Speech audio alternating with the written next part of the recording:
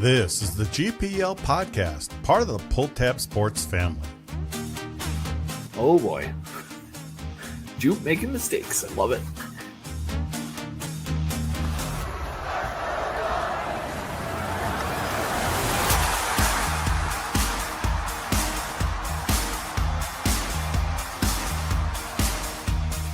Actually, unmute the mic because I had us muted.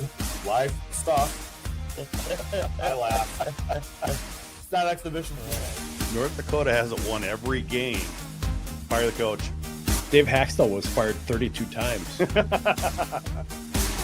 Now, here's Jupiter and Vigo.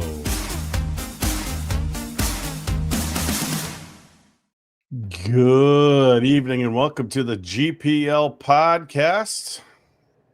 What's going on here? I know what's going on. That's going on. There's Viggs. Hi there. I thought we were going like the black business suits Yeah. like North Dakota might do this weekend. Well, what can I do? We'll mess around here. There we go. Switch us up. Jeez, I forgot to hit one screen and it just messed me all up. Episode 290. Here we go. Viggs. Good evening. You thought you had a hectic night. I just had a hectic night in 30 seconds there.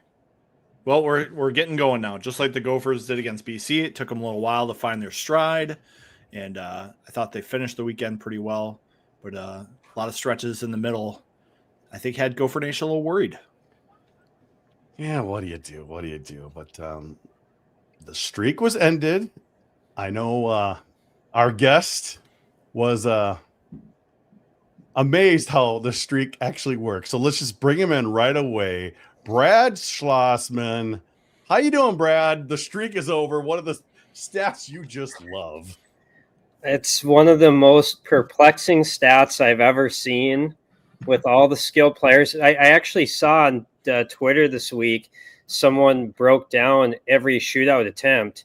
And when you look at the list of players who didn't score, like, you know, Snuggerud had how many attempts, and it's like, how does that not happen?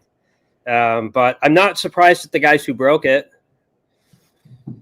Yeah, I'm with you there. But, you know, in the interview, you know, you asked Ludke about it, Viggs. Yeah. Like, Cooley and Nice, and they only would have had one chance, Viggs, and they weren't picked that night. That's true. I do think there were some penalty shots in there as well that aren't part of the shootout streak, but also very similar. And I think the Gophers missed those too. Because remember, we were going back to like last person missed a penalty shot. It was like Jack Ramsey, things like that.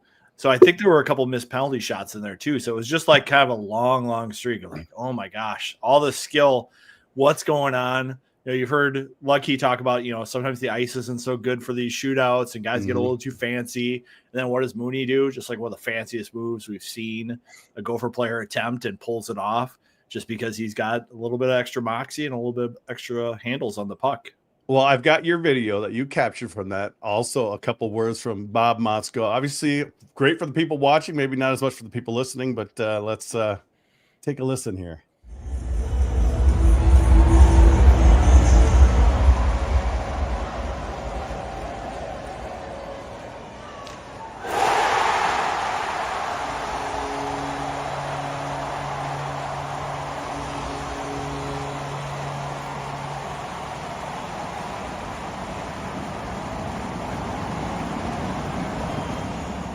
When's our last shootout win?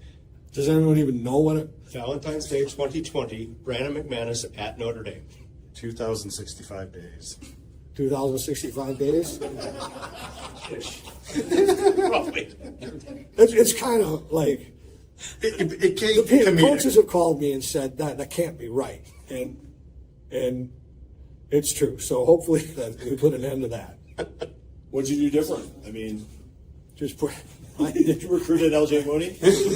and Lucky, who can, they've both been good in practice, and you know, and also when that kind of raises, other guys feel more free, you know. So You gotta admit, Brad, it was such a good story. I kind of wished it lasted a little longer. I don't know how it lasted as long as it did. Every time I'd see like, okay, they're going into a shootout for like the last 2 years. I was like, okay, here it comes. And it's like, again? that happened again. But Oh. yeah, it's comedic, Vigs. I was embracing it the last couple of years. I just thought it was just so funny. Well, it's kind of funny because the players all celebrated big after the win, and Bob made sure to talk to Greg Brown after the game. Brown's like, "What the heck is going on? Why are these guys so excited?"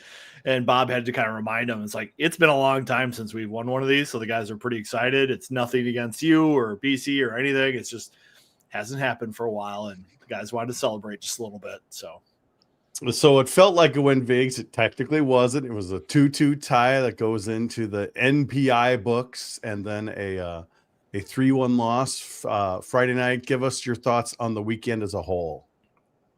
I think it just showed this team has a lot of growing up to do. And I feel like if Saturday hadn't gone the way it did with getting the shootout win, we would have had a lot of bad vibes in Minneapolis going into North Dakota week, and it could have been a tough week of practice. I think winning in the shootout doesn't mean anything for anything other than breaking the streak, but it just gives the team a little relief from that feeling. And I thought they played pretty well Saturday night against BC. Like, they started to get some speed, some pressure. They pretty much controlled the third period, except for the one mistake / maybe non-call. I think Bob mentioned that in the post game, and I hope he didn't get in trouble with the NCAA director of officials on that. But, he wasn't happy with the non-call and Hendrickson getting taken down. And then Letourneau goes the other way for BC and scores, of course, after Minnesota had just controlled play. But I think that shows maybe the mindset of this team, that they can deal with that and still come back and play hard and get through. So a lot of growing to do. You have to hope as a Gopher fan it pays off for this weekend against North Dakota, because they look really good. And North Dakota had a few games with St. Thomas, Brad, and pretty successful weekend for them.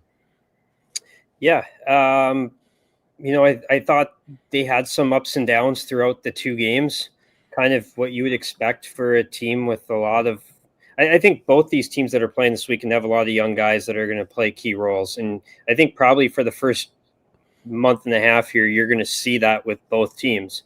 You don't really go into college hockey with the young team and just roll the first month and a half. It just doesn't happen. You go through the growing pains, and they were able to go through some of them with a win attached to them, which I think is always helpful. So you saw the flashes of why the young guys are going to be really good. You saw some of the freshman moments in them. But, anytime you can beat a team twice in college hockey, as we found out looking at scores around the country this weekend, that is nothing to that's something to be happy about, because it's really hard to sweep in college hockey. And we'll get into some of the CHL players in our second segment, and even pro players playing on a few teams. But Vigs, he's right. There's a lot more freshmen across the league this year because of the CHL, and these are typically some young guys. I just saw a list today show some of the top players. A lot of them are 17 years old. They're just babies, Vigs. Yeah, and I think coming into college hockey at 17 is a really tough thing to do. Like, we've seen a lot of draft prospects, come into college hockey and struggle, and then want to go to the CHL because the game's easier. So we've seen that happen at the winter break, where teams change, leagues that way, because college hockey is really hard.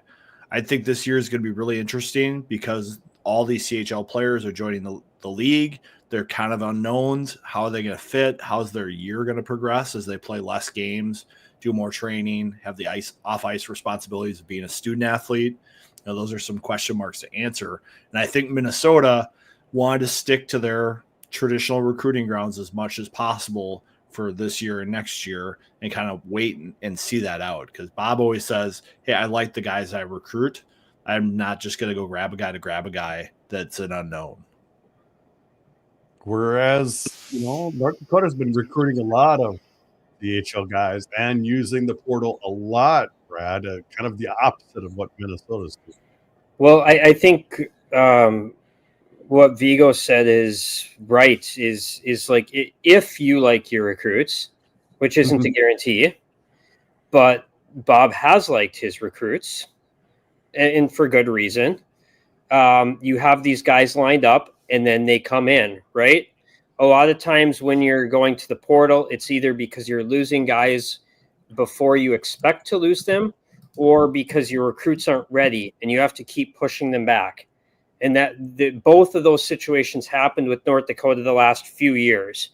They had the first year, the fifth year thing, they lost like 9 seniors. Some other guys turned pro, and all of a sudden they had 14 spots to fill. And instead of bringing in 14 freshmen, they decided to bring in 7 freshmen, 7 transfers that first year, which would have been 2021. And then other years, they just didn't have guys that were ready to come in, and they had to push him back and say, well, instead of bringing him in and him failing, we're going to bring in a transfer, let him season 1 more year. I don't think that is the design going forward. And I think that's part of the reason why North Dakota added a general manager who's just going to be strictly a recruiter. I think they want it closer to, the Denver and Minnesota model, where you may be grabbing a transfer here and there to supplement the roster, like a Tanner Ludke, instead of, getting a handful each year. I think it's more just to add to your group. So, and then it was a crazy summer. UND ends up, they needed to grab 15 new guys this summer. Or sorry, they have 15 new players. They needed to find 11 of them this summer alone, which is crazy. Usually, like, if you have 15 new guys, who like 13 of them are going to be because they're already committed, right? And that's what happened to Minnesota. They had these guys committed for a while. They were all ready to come in, and so then they just brought them in. That wasn't the case with North Dakota. They had 4 guys ready to come in, and then they had 11 spots. Like, well, here they go. So they did have to go to the portal to get some. They went to the CHL to get some, and they were able to finish it off. But I do think their future model is going to be closer to what you've seen in Minneapolis and what Denver's done. And Viggs, you've talked about that a lot this year and previous years, that North Dakota's just been a little unbalanced because of all this craziness the past 3 or 4 years. Yeah, I mean, I think North Dakota definitely relied a little too much on the portal to plug holes. And once you start doing that and you start filling more holes with your portal additions, you start to lose your culture a little bit, I think. And I think that's a little bit what cost Bradbury his job, was just losing that North Dakota culture that you would get through recruiting. So, being patient with the guys you can identify early as your guys that fit your program versus guys you like in the portal, and they can maybe keep you your job for another year or 2, but maybe aren't exactly the best fit. And Brad's article coming into the season, where he talks about how Dane Jackson built this roster, like the day-by-day details of how they're recruiting and how they got guys to sign, and the reaction of like scouts everywhere and other college coaches was great. And I highly recommend people checking that out in the Grand Forks Hearald if they want to get a insight into how this roster was built by North Dakota. Because like Brad said, like, they had so many spots to fill this summer. Dane Jackson flat out said, we could have been bad this year. When the coaching change happens, how it goes this day and age. Everyone is contacting all their guys, and they're saying, come to our program. North Dakota's a disaster. You need to get out. Come here. Here's some money, by the way. And there are a lot of people in their ears. And really, they only ended up losing 1 guy. I know, like, Jaden Perron, Owen McLaughlin left, and I think they were likely to leave no matter what. Sasha Boisvert is the guy who I think he's probably back.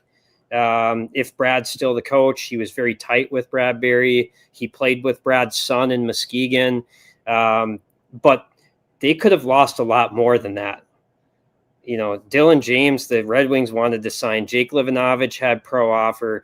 And other guys were getting contacted to try to leave. And they were first able to hold their rest of their guys together. But if some dominoes start falling, we saw what happened at Northern Michigan. And I know North Dakota is a little different than Northern Michigan, but that can happen this day and age. That's the last 12 head coaching changes we've seen. 6 of them, they named their next coach when they announced the departing coach at the same time, because everyone's scared of what happened at Northern. And I think North Dakota is in a really interesting spot, because I feel like their players are stepping in roles and they're looking like they're making an impact right away. With Minnesota, we've seen LJ Mooney, Javon Moore start to impress. Tate Pritchard's looking like a good, late add to this roster. The defense, though, are a little bit of an unknown. So it's going to be interesting to see Minnesota as they go forward. And I think, St. Thomas is a good team, but I don't think they're quite BC. So seeing how North Dakota, maybe looked against St. Thomas and how they're looking projecting into this weekend, I think is going to be really interesting. Yeah, it should be, North Dakota then goes to Clarkson after that, has Duluth. I would like to see like a full month sample size before we really know what we have, both from North Dakota and the rest of the country. I think we've just seen such a small sample size of everyone. And I don't know if I have any grand takeaways yet, other than college hockey is going to be hard. The player pool's as deep as it's ever been. Everyone's kind of benefited from it, whether they've taken CHL players or they've grabbed traditional recruits who maybe were open because another team took a CHL guy. There were a few teams who didn't and just already had their recruits lined up, like Minnesota, St. Cloud State. Duluth barely dabbled into it, but BC had one. No, they don't have any. No, BU only had one. So, it's fascinating. Pretty fortunate, I think, for Dane Jackson to have these CHL players, knowing Great he needed timing so for many. them. Really lucky for that fan base, because they're pretty excited based on ticket prices I'm seeing. Yeah. But without those CHL players, I think you're looking at a very different roster. No doubt about it. Like, that was really good timing for UND to have that some of those guys available. They ended up getting 3 guys up there.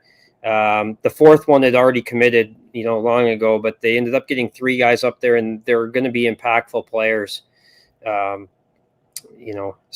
I do think, and also it's a region that UND is traditionally recruited.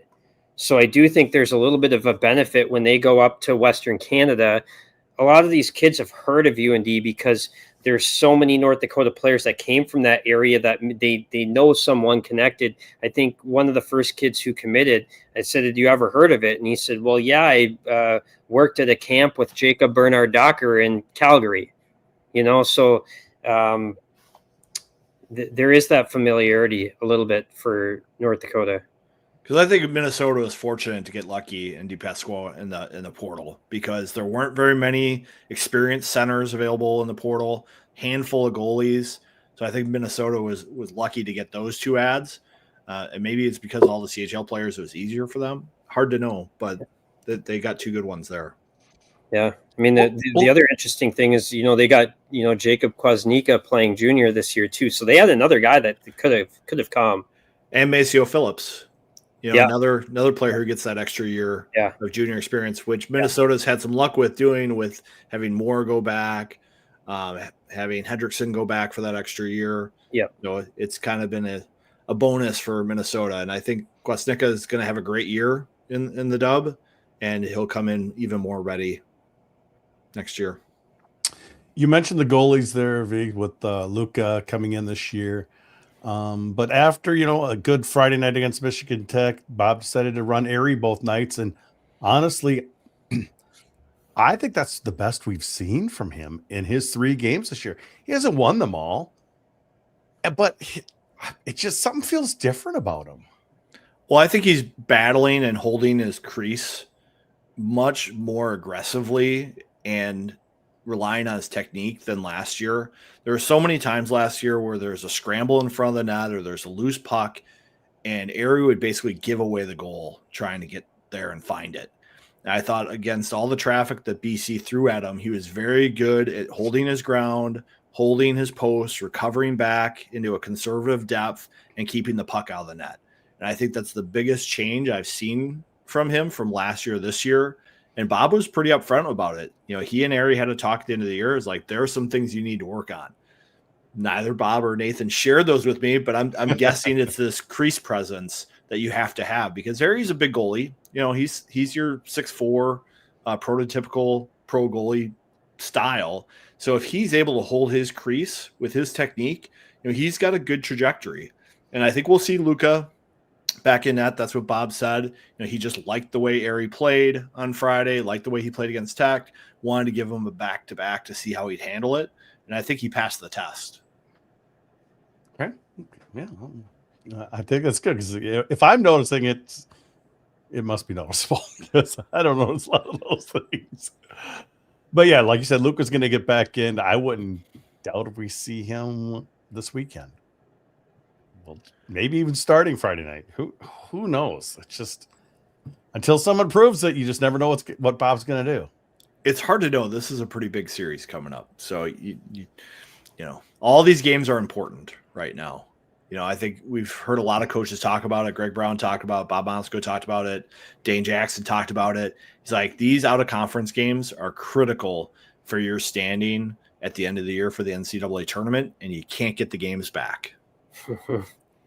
I think I'm quoting your article, Brad. That's exactly what Dane Jackson said. That's what happened last year. North Dakota struggled a little bit in non-conference, and they were swimming uphill the whole year. Frankly, the whole conference was. Mm-hmm. NCAC. Two teams Very in. untypical year last year, non-conference. And, Yeah. I've looked at the pairwise for years, and it wasn't so much a team all the time about how their record was at the end of the year. It was how the conferences did against each other, and then where you ranked within your conference. So if your conference dominates, you're going to get 4 or 5 teams in. Yep, exactly. And the league had a tough year last year, like the first month of the year, and during the non-conference season, Max Plant was out for Duluth with an injury. Artem Schlane was an NCHC Player of the Year finalist at Arizona State. He was out for a month and a half. Cameron Berg was North Dakota's first-line center. He was out. Noah Laba was CC's first-line center. He was out. So there's 4 teams who had their first-line center who were out during that time. Kind of bad timing for those teams. And then once you lose those games, as Dane Jackson said, you just can't get him back. If you stub your toe in conference play early on, you got 24 games, you can maybe make it up at the end. Like, you have maybe your 2 games at Christmas to try to bump it a little bit, but you don't have non-con games in the second half. Especially with all the early departures in college hockey, it's hard to find a number 1 center. There's not many of those on a roster. Yeah. If Minnesota loses Ludke and Clark, it's going to be a painful stretch of the year. You need those guys to stay healthy. All right, Vig. So we need to talk about one of our sponsors here before we move on to our next segment. Gateway Fiber, wiring up the northern part of the Twin Cities there. You got to have fiber. Like, if you're telecommuting and you're doing a podcast and you're using your video, you got to have fast internet. And we rely on it here at GPL. And Gateway Fiber is here to keep you internet skating at full speed. They've been taking on big cable for years, and they've come to Minnesota offering faster speeds, better reliability, and customer service that doesn't sit in the penalty box. We're talking speeds up to 2 gigabits per second, keeping your internet on the power play all game long. Gateway Fiber isn't just another provider. They're on your team. Visit gatewayfiber.com or call 888-201-4339 to see if Gateway Fiber is available in your area, because life is too short for bad internet. Definitely isn't. All right, Viggs, we've got your top 20 for this week in the NCAA. Talk to us about it, and then we'll have it compared to what Brad's was. There is a lot of chaos at the top of the voting. I was kind of rushed on Monday trying to figure it all out. It was a tough weekend, I think, to come back from, because you had so many teams drop games. Western dropped a game. Michigan State dropped a game. Penn State dropped a game. Quinnipiac dropped a game. And then they all came back and won the next night. So it's hard to know what to do with those teams. BU went to overtime, but they escaped. Denver got goalied by Air Force, where they outshot them like 60 to like 15 or something like that. So it's hard to know. I like these teams in Hockey East, NCHC, Big Ten in your top 10. It's just so hard to put them in an order right now. But I definitely think 1 through 10, those are those top teams right now. I was really surprised Providence got skated out of the rink by Michigan. That's one of those weekends where Michigan obviously came to play and were able to generate offense and didn't fall victim to any of their discipline problems. So that was kind of the biggest surprising result of the weekend for me. And Brad, you compare it to last year when Denver just jumped out and won like 10 straight games. It was kind of obvious who the top team was. But typically every year it's kind of, you just never know. Juggles around. Yeah, absolutely.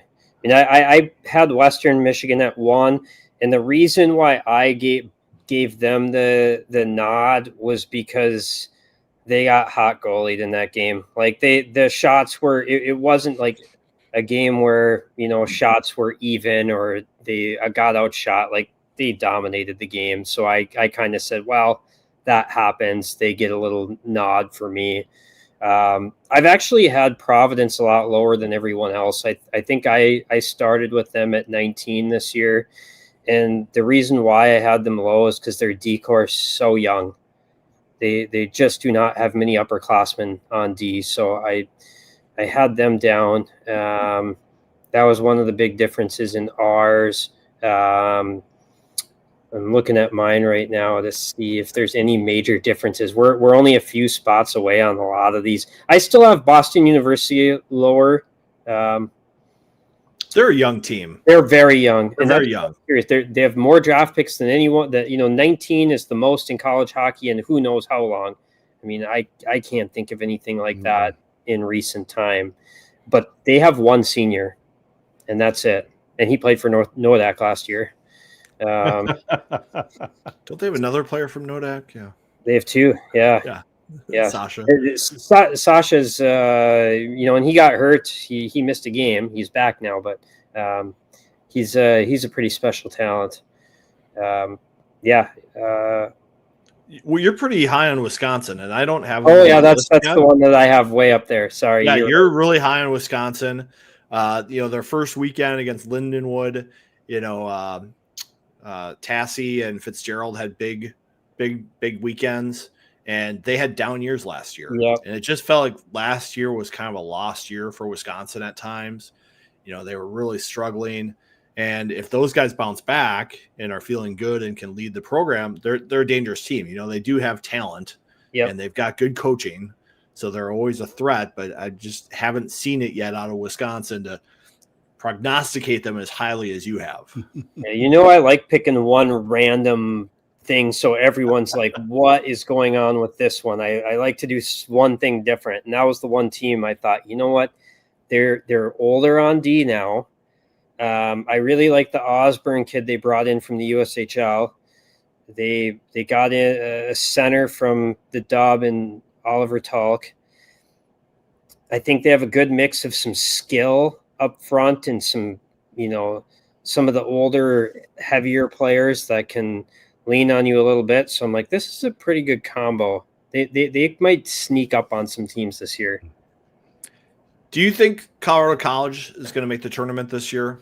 Because I've seen a lot of things from CC that I've liked, but they just can't always put it together. They lose a lot of close games, but they've got good goaltending. They've got some good defensemen. They've got some talent up front. They've got some seniority there.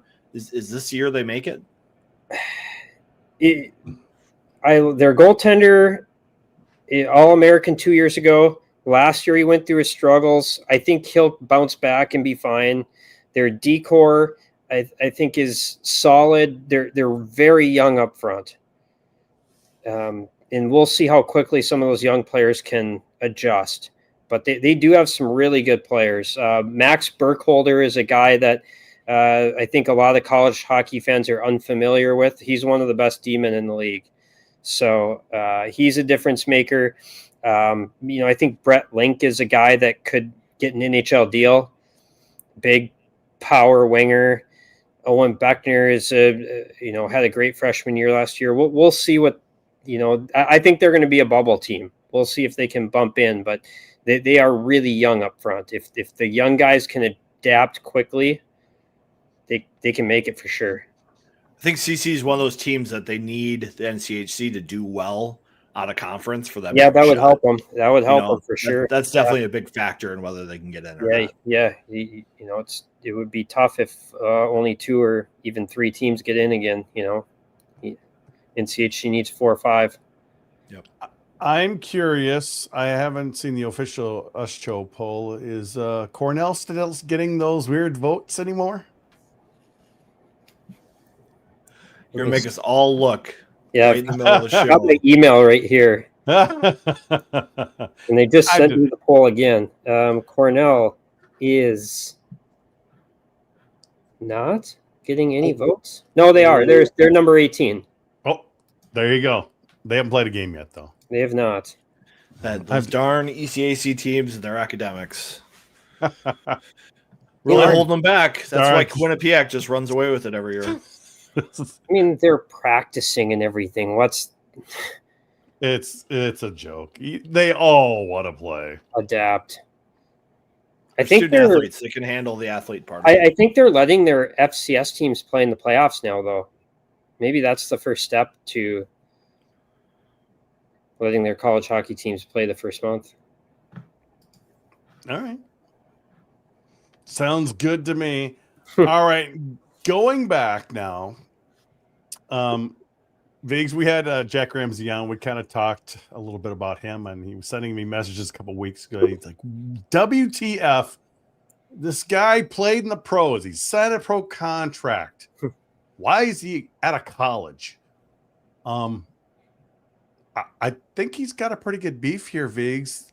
I think the NCAA is bending a bit too much.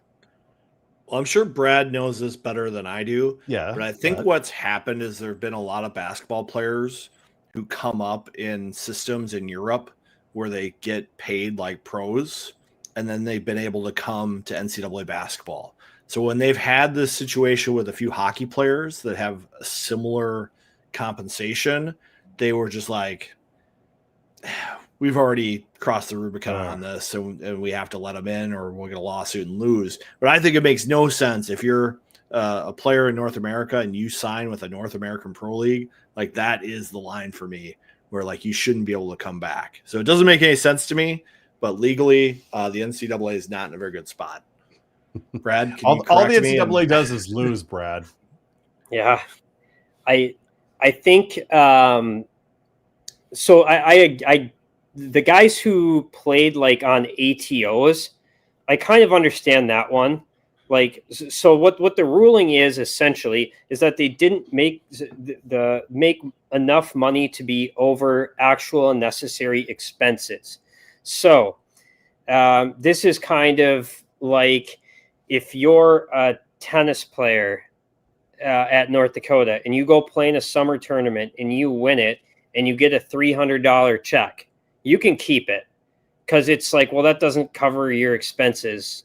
It just is. So there is like a level of that. And I totally understand the ATO ones. Like they're probably getting almost nothing. They're there for like 6 days and then they get home. The 4 guys that played a full year, that one confuses me a little bit because it's hard for me to believe that they didn't exceed actual and necessary expenses. That one but apparently that is the ruling, that they did not make enough money in the ECHL to cover or to be more than actual and necessary expense. Now, the second thing I'll say is I don't think this is going to be super common as this goes on, because the guys who did that, what happened was they played in the CHL. They aged out at age 21. And what happens when you age out of the CHL? There's only one. Go pro. You got to go pro. Or you go back to college. Sport. Yeah, But one or the other. And so these guys go pro. These guys will now just go straight to college in the future. But for these 4 guys, that wasn't an option when they went to pro. So I Okay. really think this is going to be an anomaly, because I think in the future, that's what's going to happen. I think the NCAA is looking at them as like they played in the CHL, they aged out, they played 1 year of college. Here you go, they're sophomores now. Because these guys aren't freshmen either, by the way, because of the entry age that makes them sophomores. But I agree, it's strange, but I don't think this is going to be super common. I just think like you've opened up this window now where some of the Mhm. guys who turned pro and left early may get to pro hockey and say, this isn't for me. Maybe I could go back at winter break and finish out a college season for somebody. You know what I mean? Like maybe a Connor Kurth gets to Syracuse is like, this isn't what I want. I want to go back to Minnesota to help me get a championship. Or Oliver Moore doesn't make the Blackhawks, so he's in Rockford. And at midseason, he's like, I want to come back. You know, I just worry the NCAA is like setting themselves up for some of those cases that don't seem that different to me than the ones that are in play here. Like these players would still have eligibility left, and they're not getting paid a ton of money in these leagues. I mean, I need to double check this, but I think it's a pre-enrollment rule, because I was asking people, does this mean what year is Jimmy Clark? Junior? Yes. Does this mean Jimmy Clark can go and sign an ATO and play 5 games with the Iowa Wild at the end of this year and then come back? And the answer I got was like, no, because it's a pre-enrollment rule. So again, I know these are weird rules. I don't myself understand them all, but that was my question. Are we going to see a bunch of college guys sign ATOs and then come back? And I was told no. I would But trust your word over my And speculation. this is just what people are telling me. I probably need to report this more thoroughly than I have, but that's what I got. People are going to push though, because they know the NCAA, like all they do is lose. So I think you're right, V's. There's no reason why somebody wouldn't try it, and then they'll say, "I'll sue you," and then they're like, "Okay." That's what I worry about. Yeah. We'll see. I think it's a weird line to erase, where you have these pro players who can come back. I just think it's a little odd. You know, I think the CHL players playing in college makes total sense to me. Mm-hmm. There's so many CHL players who hit that age limit. And they're not ready for pro hockey. Yeah. Maybe their teams aren't even ready to sign them, or begrudgingly are signing them because they don't want to lose them. And then they're in a bad development situation. Whereas some of those guys, you know, they could benefit from a couple of years of college. You know, I look at some of the Iowa Wild defensemen that signed out of the CHL. I don't think they were ready to play in the AHL, but the Wild didn't want to lose them. Yep. So they signed them, and you have an Iowa Wild team that hasn't made the playoffs in a couple of years because of that. If those guys could have signed and played college for a few years, like Ryder Ritchie's doing, you know, that's a better path. Yeah, for sure. It's just getting more messy and more messy each year. But I think it's good for the players. You know, I think it's good. Yes, it's gonna be it is. good for college hockey. It's going to be a better league. There's going to be more parity. Derek Schooley was on the USCHO podcast this week. He's like, "Hey, did you see those scores on Thursday and Friday?" It's like, that's what college hockey is going to be like this year and going forward. It's going to be harder and harder to sweep. Yeah, you're going to see a lot of future NHL guys, because I think it is going to be the last stop before guys go. And I think it makes sense to make the kids eligible. Let's be honest, they're no different than USHL players. I mean, it's 100%. kind of a ridiculous rule when you think about it. But yeah. And a lot of these CHL kids making that first step are going to go report to their buddies back in some tiny little town in Canada and say, you know, we're fed a lot. We get these workouts. We have, you know, like some of these leagues, we're flying. We're not busing. These arenas are amazing. I think next year could be the big year, Brad. No, I think there's no doubt. And I think on top of all that, I think it's the life experience of college. Yes. You are around all these people that are your age. It's a great time. It's a great lifestyle. And I think a lot of these guys are going to be calling back to their friends, and they're going to say, man, this is fun. This is great.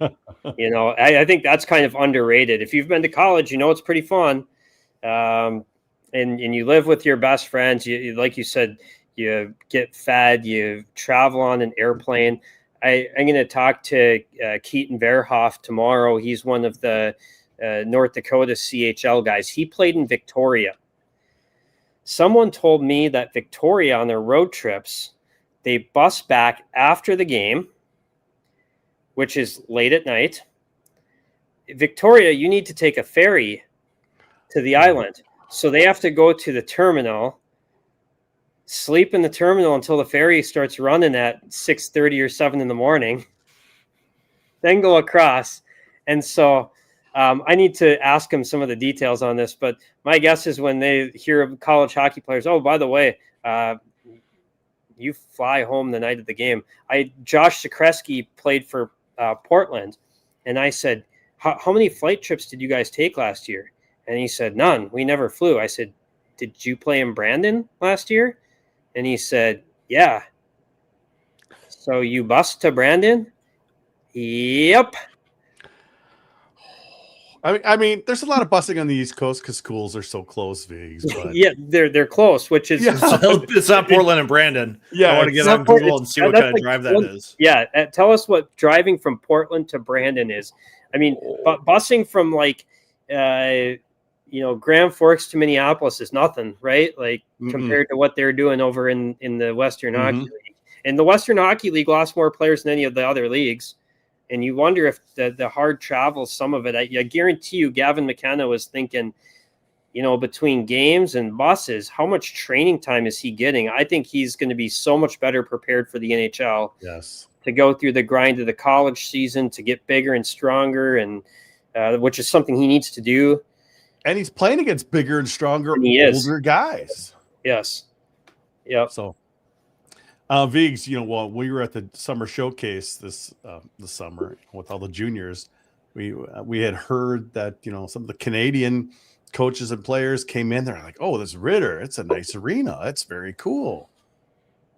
That's just one arena. They would go across and get warmed up and see some locker rooms. Like, "Oh my gosh, there's a giant arena here." And they had no idea, and they're like, "Yeah, a lot of schools out west have these big arenas."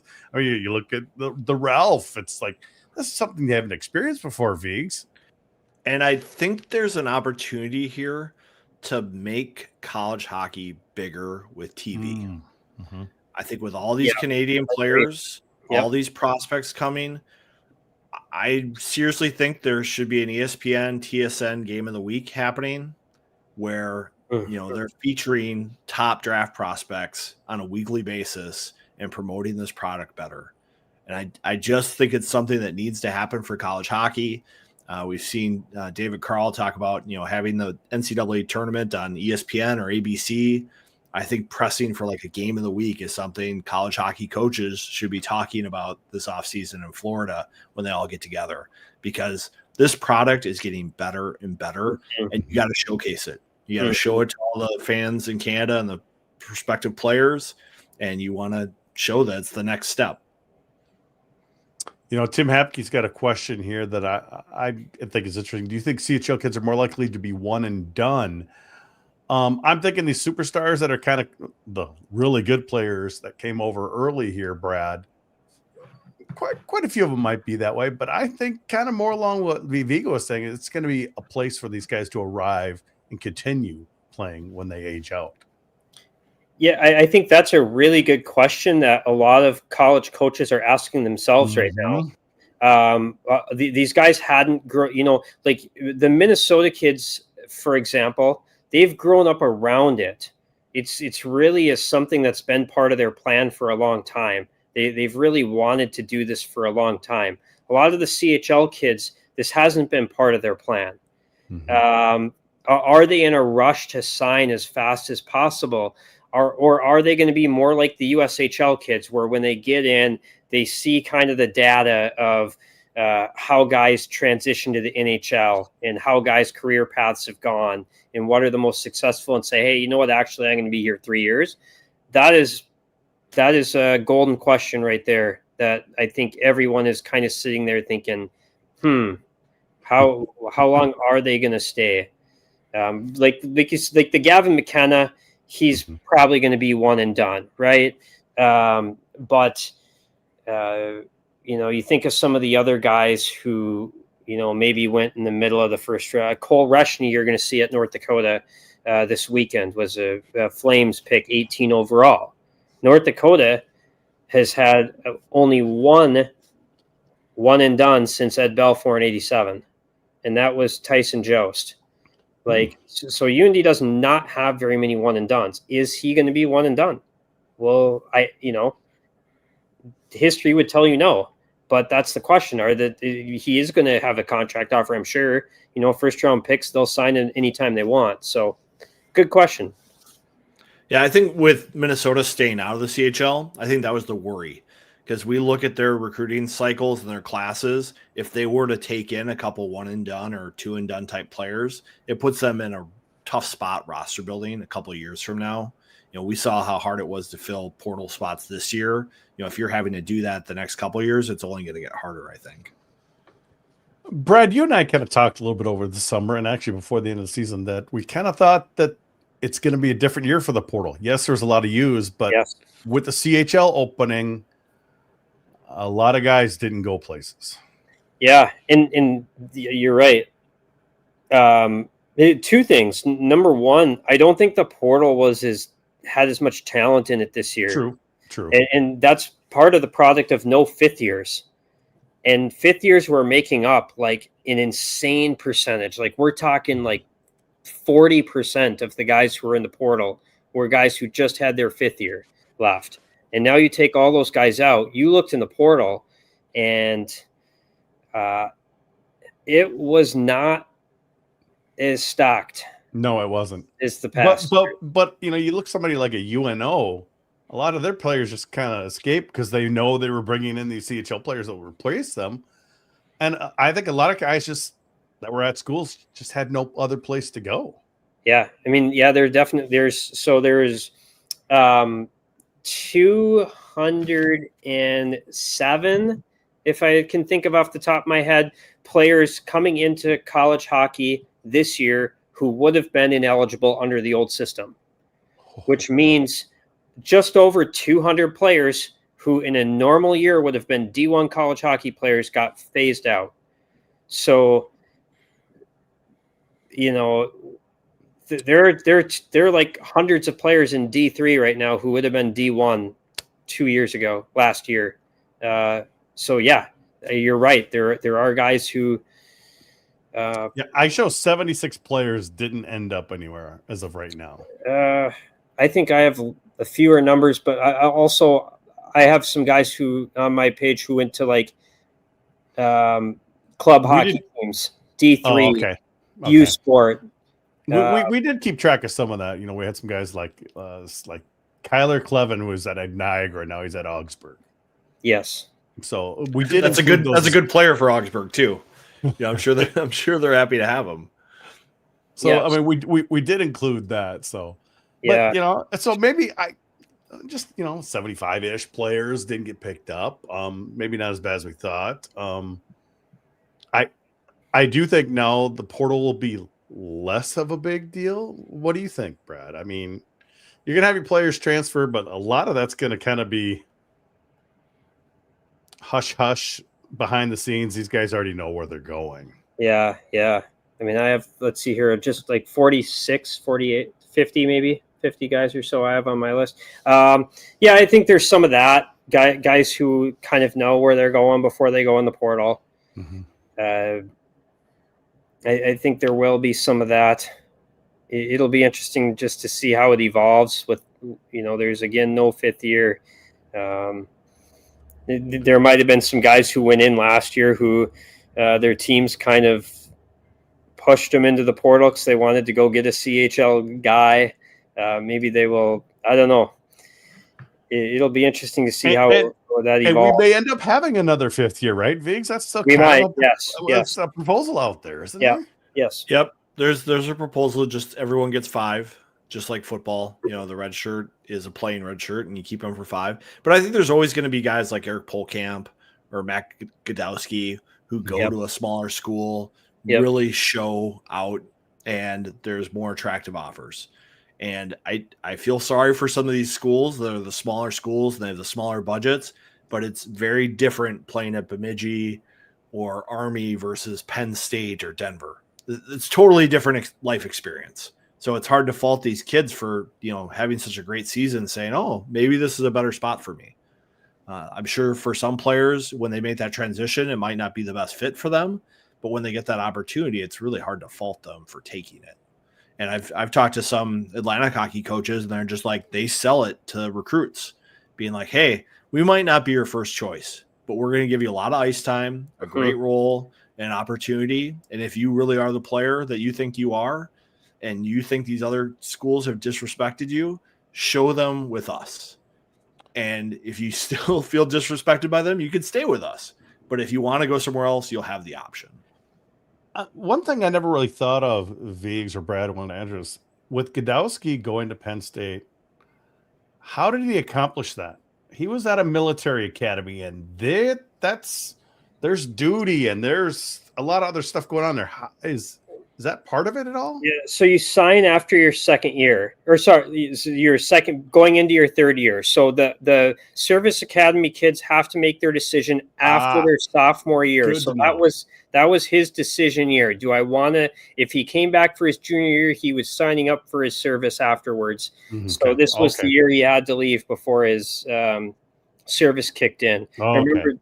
Air Force had a goalie named Shane Starrett, and he signed with Edmonton after his sophomore year. And again, it was the same situation where he was going to leave before he had to sign in. Okay. Yeah, all the players at the military academies, they have a 2-for-7 signing ceremony that signifies that you're going to stay there 7 more years, 2 more years of school, 5 years of service. And it's meant to be like a celebration of being committed to the school. The flip side of that is if you leave after signing those papers, you have to pay back your education that the government's giving you. So you can still leave. It's just there's a financial cost that goes with it. Being an old guy, I honestly remember David Robinson playing basketball at Navy. He did his 2 years in service after he graduated college and in a submarine or whatever it was. And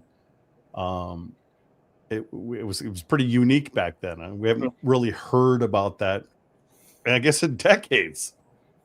I would think David Robinson would be more surface warfare than submarine. I don't know, but that's just my guess. I mean, you think about his career, one of the greatest of all time, and 2 years, his early, probably his best years, he was in the Navy.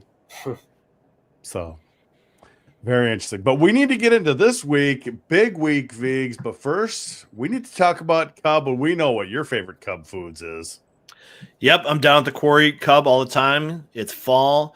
They've got all the apples that you want. You want the caramel dip. They're right next to each other. You can get them. You can get the Jimmy's stuff. I like that. You want some pumpkin spice? They got everything. Donuts, cookies, cakes, whatever. Cub's your one-stop shop for everything fall, whether you're baking, hosting game day, or just craving a cozy night in. Cub has the flavors that make fall feel like fall. So swing by your local Cub. They're one of us. They support us. They support PJ Fleck, the Gophers, all things Minnesota. So shop Cub, shop happy. Definitely shop happy. I saw a question here in chat. Let me bring it up. Mike wants to know, what can I expect going to the Ralph this Friday for a bucket list trip? So I'm guessing that Mike's never been up there before. Yeah. I've always had fun, as a fan and as part of the media a couple of years ago. Viggs, you've had some fun up there. Or was that your first trip up there last time? That was my first trip up there. Oh, yeah. And it did not disappoint. I really enjoyed it. But Brad, as a fan, what's he expecting? Yeah, I mean, I would say get to the rink early enough. Take one lap. They do a pretty good job of having some college hockey history in there. You can see pictures of the All-Americans on the wall. In the upper bowl, they have all the NHL players. You can see different, kind of like the X. They have a area for the state champion hockey where they have the jerseys up of the state champs. You can kind of scout out the concessions. They have different stops there. There's a Food Network show that's broadcast from East Grand Forks. Molly Ye has a stand there this year, brand new. So if you want some high quality food from there, that's a good spot.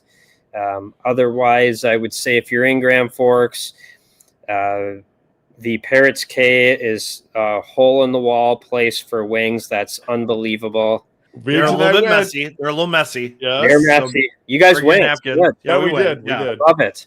It is a total hole in the wall dive bar. If you like that kind of scene, which I love, that's a good place. Darcy's Cafe for breakfast. Red Pepper, you can get some late night food from there. And if you want, you can go to the Olive Garden. It is located in Grand Forks. The Olive Garden. We have the Olive Garden. I still remember. So for those, I'm sure a lot of you remember the famous Olive Garden review that was in the Grand Forks Hearald, written by Marilyn Haggerty. She just passed away in the last month. Kind of cool. The Olive Garden sent flowers to her service, which we thought was a nice touch. They were very kind to her. It was actually a Gopher fan who DM'd me the night that story went up. And he said, "This is about to go viral." And I said, "Oh no, like there's a swear word in the headline or something, like someone, you know." And so I'm like quickly scan it, like, where's the swear word? Where's the swear word? Like and I don't see it. I'm like, okay, I'm going to read it slowly. So I read it slowly again. I'm like, what am I missing? And so I finally DM'd him back. I said, "What am I missing here?" And he said, "Dude, she reviewed the Olive Garden."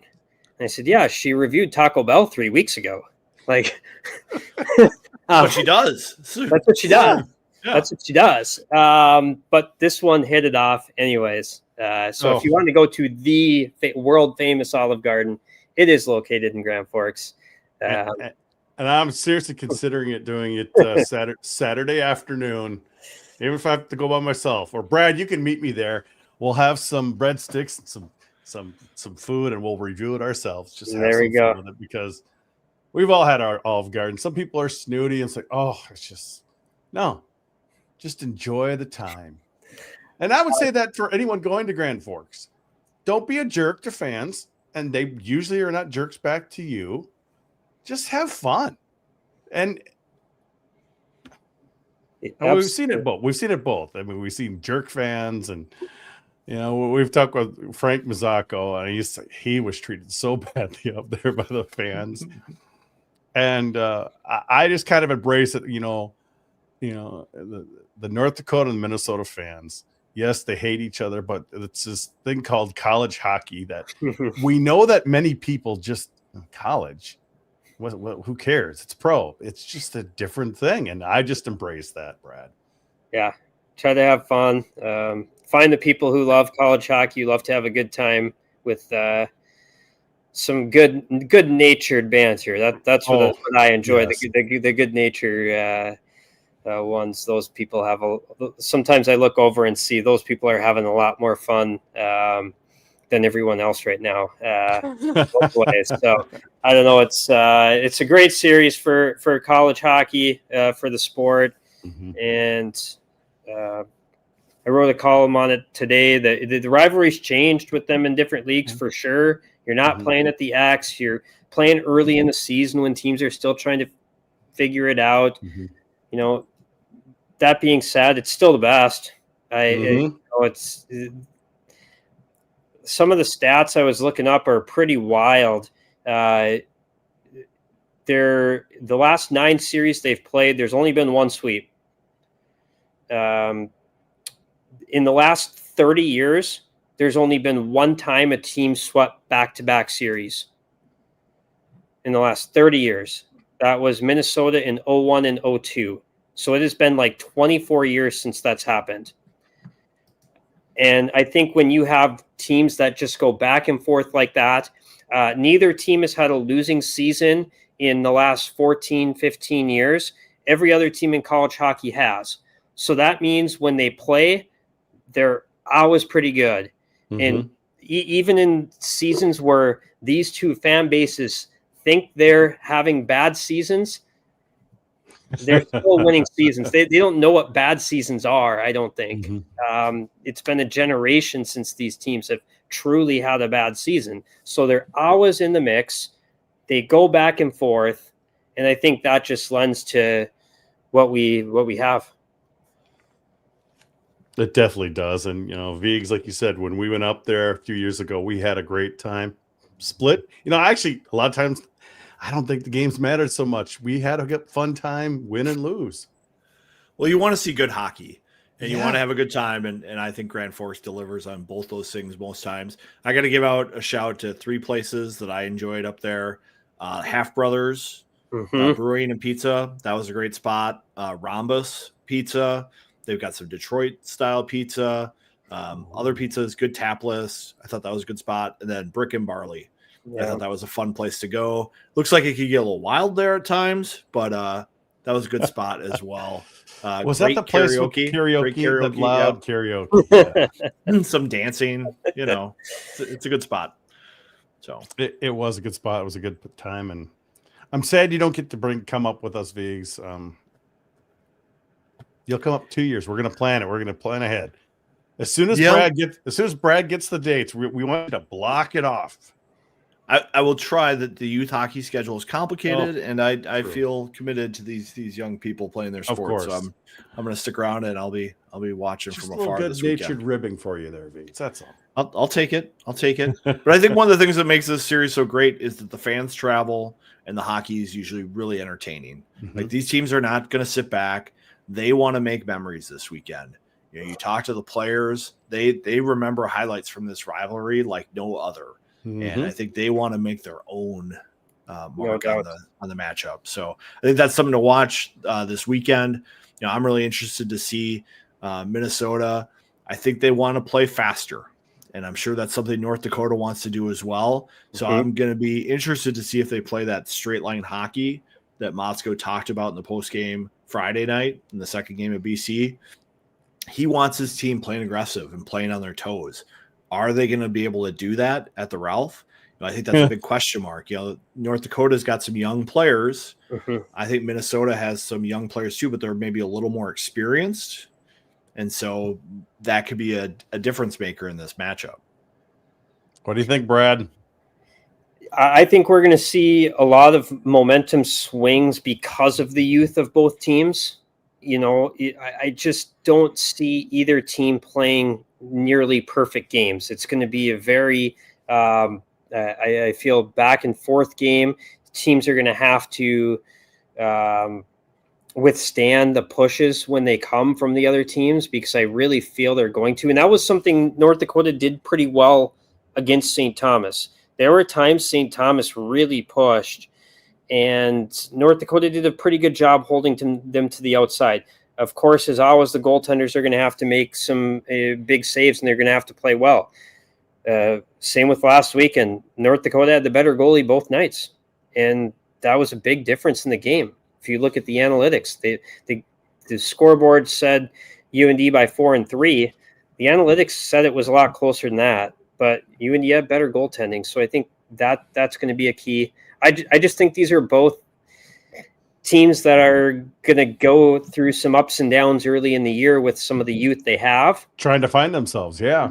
And honestly, this is probably a great series for both those teams to have to play, because if you can play in this game, there's not another game the rest of the season you can't play in, because this is...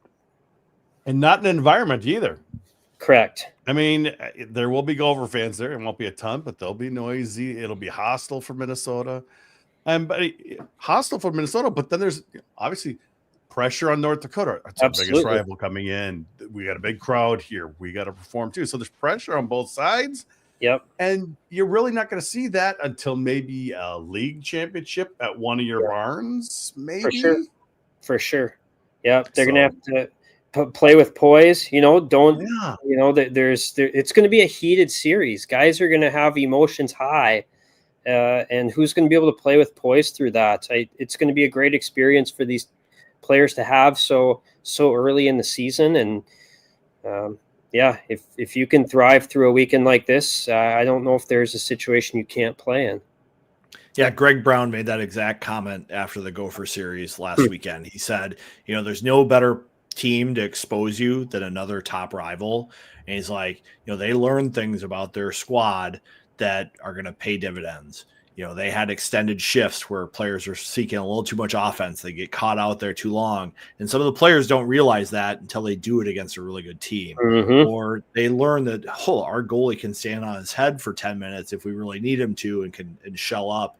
And you have guys who learn that, okay, sometimes you can't turn the momentum back the other way 100%, but you just got to weather the storm. And you can't give away goals to the other team. You just have to fight through it. And then maybe you'll have a moment that switches the momentum the other way. And I think you don't learn that when you play bad schedules. And this should be a great weekend. Oh, it's going to be fun. I'm going to say split. If any team were to sweep, I'd say right now I would favor North Dakota, but I still think split. Viggs, what do you think? I think split as well. I think Minnesota's goaltending is going to be a strength for them.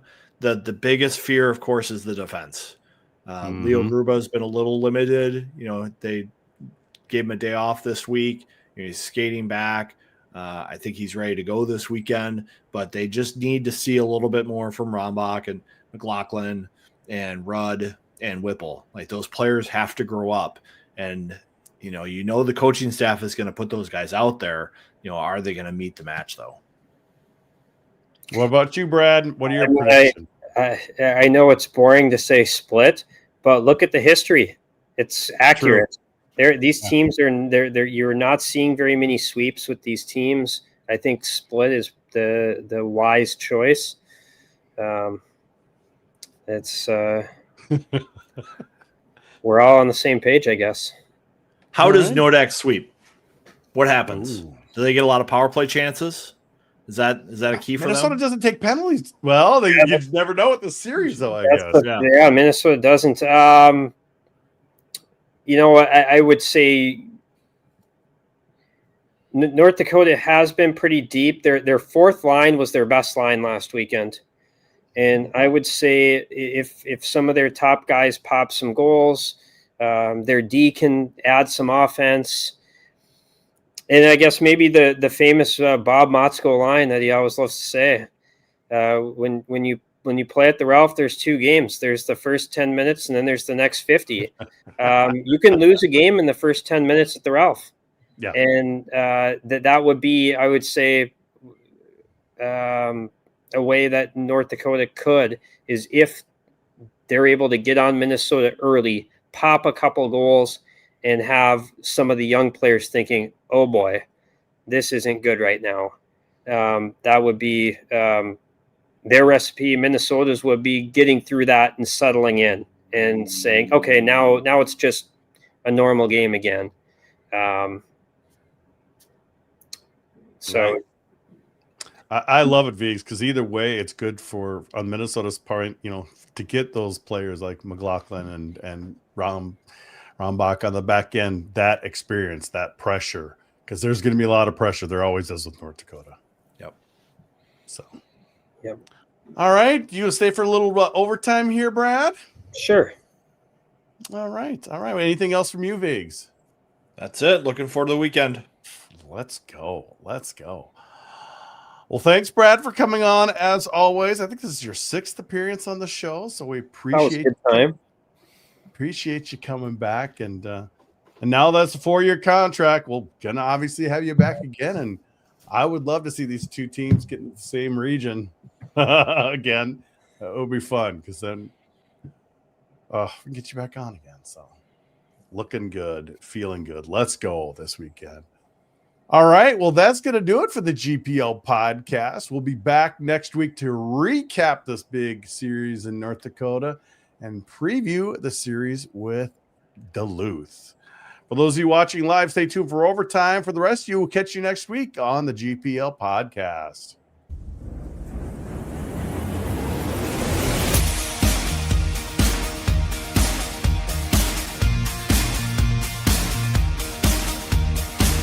If you are watching on YouTube, hit that subscribe button and get notified each time we go live or post a video. If you listen on Apple Podcasts or Spotify, please rate our show and leave a review.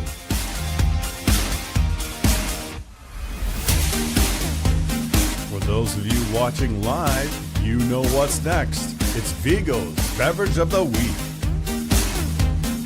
It's time for overtime.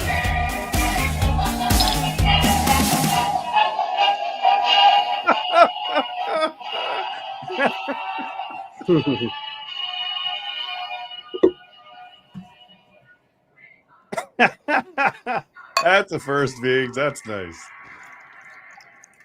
Look at that pour. That is some dark stuff. Yep, dark stuff from the north. Do I see Drecker? This is Drucker. This is Nightman Cometh. Nice. So this is their barrel-aged Russian Imperial Stout. I'm trying to think, do I have a year on this or anything? I don't think I do. But got this on one of my trips up there. Delicious beer from Drucker. Cheers. Cheers to you, Viggs. That's good. It's good. Drucker does a good job with these. They're famous for their sours and things like that, but I think they make a good Imperial Stout. So, cheers. If he wants to know where he can get one of those, Matthew Dietz there, Viggs. This thing or the Drucker? And maybe stocking that. I don't know. I'm trying to clean up my basement. Todd Molesky has had the pleasure of staying in here one time, but I haven't finished the out living room part down here. So I've been going through some bins and I tracked that down. So thought I'd bring it out tonight. Very nice. Nice touch there, Viggs. Yeah, I had to bring that Molesky bit back. You know, Dave Hackstall was fired 35 times or whatever it was. Oh, boy. We're so used to North Dakota struggling a little more in the beginning of the season, and boy, they turn on you fast up there, Brad. They just want everybody fired. Yeah, I mean, it's even at the end of last year, I think there's only probably 2 programs in the country, maybe 3, where they'll fire a coach who never had a losing season and had, 5 league titles in 10 years, but you missed the tournament a couple times and that'll do it. You're hosting. And that probably made it even, it was every time they hosted were the years they missed. Mm-hmm. Right. Mm-hmm. Like it was a lot of those times. In that in-between year, you made it, but you're sent to that little hole. Yeah. In St. Louis. Yeah, that's right. Yeah. Oh. Yeah. Brad, do you get the sense like the boosters and supporters of the program are so frustrated about missing those home regionals that they just put a ton of pressure on the school to make a change? Because I sometimes go back to Glenn Mason at Minnesota. Yeah. He just got Minnesota kind of going, and they blew a game that the boosters thought they should have won because they had just gotten a taste of what the program could be like. Mm-hmm. They had some huge upsets. I think they beat Michigan one year. They beat Penn State. They're on the up and up, and then they drop that game and they get convinced, this is so frustrating as a booster. I don't want to give any more money. And they kind of force someone to make a decision because of that. And it's not really a rational call. Yeah. I think all of a sudden Bradbury became a bad coach. I didn't hear that were there people upset in emailing stuff in? Yes, but hey, if they lose Friday night, they'll do the same thing, right? Like, so like, were there some of those things going on? I'm sure. But I do think it was probably the athletic director making a decision that, he sat on for a while. And he mentioned something. So we asked him, like, when, kind of trying to get a timeline on this after it happened. And I think, the season ended, and he said he spoke to Brad Berry, and he didn't like how the conversation went. I think he wanted, maybe a different plan for how things were going to change. And, he didn't really expand on it. So I don't have some of those details, but I think that was part of it. And, It was weird. It just felt like such a huge risk because you didn't know that the CHL players are going to be available at that time, right? Well, they did, because the announcement came in November, so you knew that they were, and it was a huge risk. Like, you could have lost a lot of players, right? Like, along the way, and like, let's say if like Dylan James leaves and Jake Livanovich signs, and now all of a sudden everyone's in, EJ Emery and Max Swanson's ear, and all of a sudden you're like, this team's not going to be very good. And you go start recruiting players, and they look and say, who am I going to play with? It can go bad in a hurry in this day and age. So it was a risk. There's no doubt. I think hiring Dane Jackson probably mitigated that. And, I know the athletic director, he said he met with a lot of the players during the week. And the other thing I know that happened is a lot of the guys who had played under Dane Jackson were contacting the athletic director on his behalf. And when you have some of these guys, especially some of the big name guys that they've had in the last 20 years, saying, that's your guy, that's your guy, that's your guy. If you go against that, you better be like 100% certain you've got a home run, because that's tough. And the reason I know all these guys were contacting them is because half of them would call me afterwards and say, I just called him and told him this. And so, well, I think you had that article that came out right after the hire with all these alums who were just like, Dane Jackson's a great coach. I love him. He's a hard guy. He's a North Dakota guy. That's the ethic. That's the mission statement of North Dakota hockey, is what he's teaching. Yeah. And that was those were the guys I was hearing from during this process. And the athletic director wanted to hear from people. That was the interesting part. He really wanted to hear, especially from guys that played. He wanted to hear from a lot of guys. Sometimes, the athletic directors just don't want all the outside noise. They're going to sit, they're going to interview. The athletic directors actually welcomed the feedback. They wanted to hear from everyone and hear their thoughts on exactly what, not necessarily always who, although they did want to hear that, but they wanted to know what elements do you want in a coach and things like that. So they were obviously going to move quickly no matter who it was, because of the portal. The longer you wait, the more time you have these other programs working on your guys. So like in the football world, like, what is Penn State thinking in football? Like, when they fired James Franco with that huge buyout, and now they have all these recruits. Isn't it like 50 all this million? NAL? Yeah. It's just an insane decision. And when you have all these universities crying, wolf about their budgets and how much they're having to revenue share and cut costs. And this is what we have schools doing. Like, maybe Wisconsin's going to be in the same boat. Like, you look at their football schedule the next couple of weeks. It's not getting any easier for Luke Fickell. Nope. There. It's a weird time in college athletics. And I worry about this private equity coming in. It's just going to be messy. I think what also kind of made the whole North Dakota thing weird, though, is you guys are hosting a regional. You had a lot of staff in Fargo. Wasn't that kind of a crazy? That was probably the craziest week I've ever had at the Grand Forks Hearald in 20 years. Yeah, I mean, you were down there like, I might have to go any second. And Marty was there and Alec was there. It was all up in the air for them, but that's something they definitely have to worry about. And so you're running an event and you got to hire a coach at the same time. It was chaos. Yeah. And I came down the Thursday because I had found out that they were doing interviews Friday. So I was like, okay, Thursday, I do not need to be worried about any news breaking. Now, Friday and Saturday, like I need to be worried all day. So I am staying up until 1:30. I am setting my alarm for 5:45 in the morning. I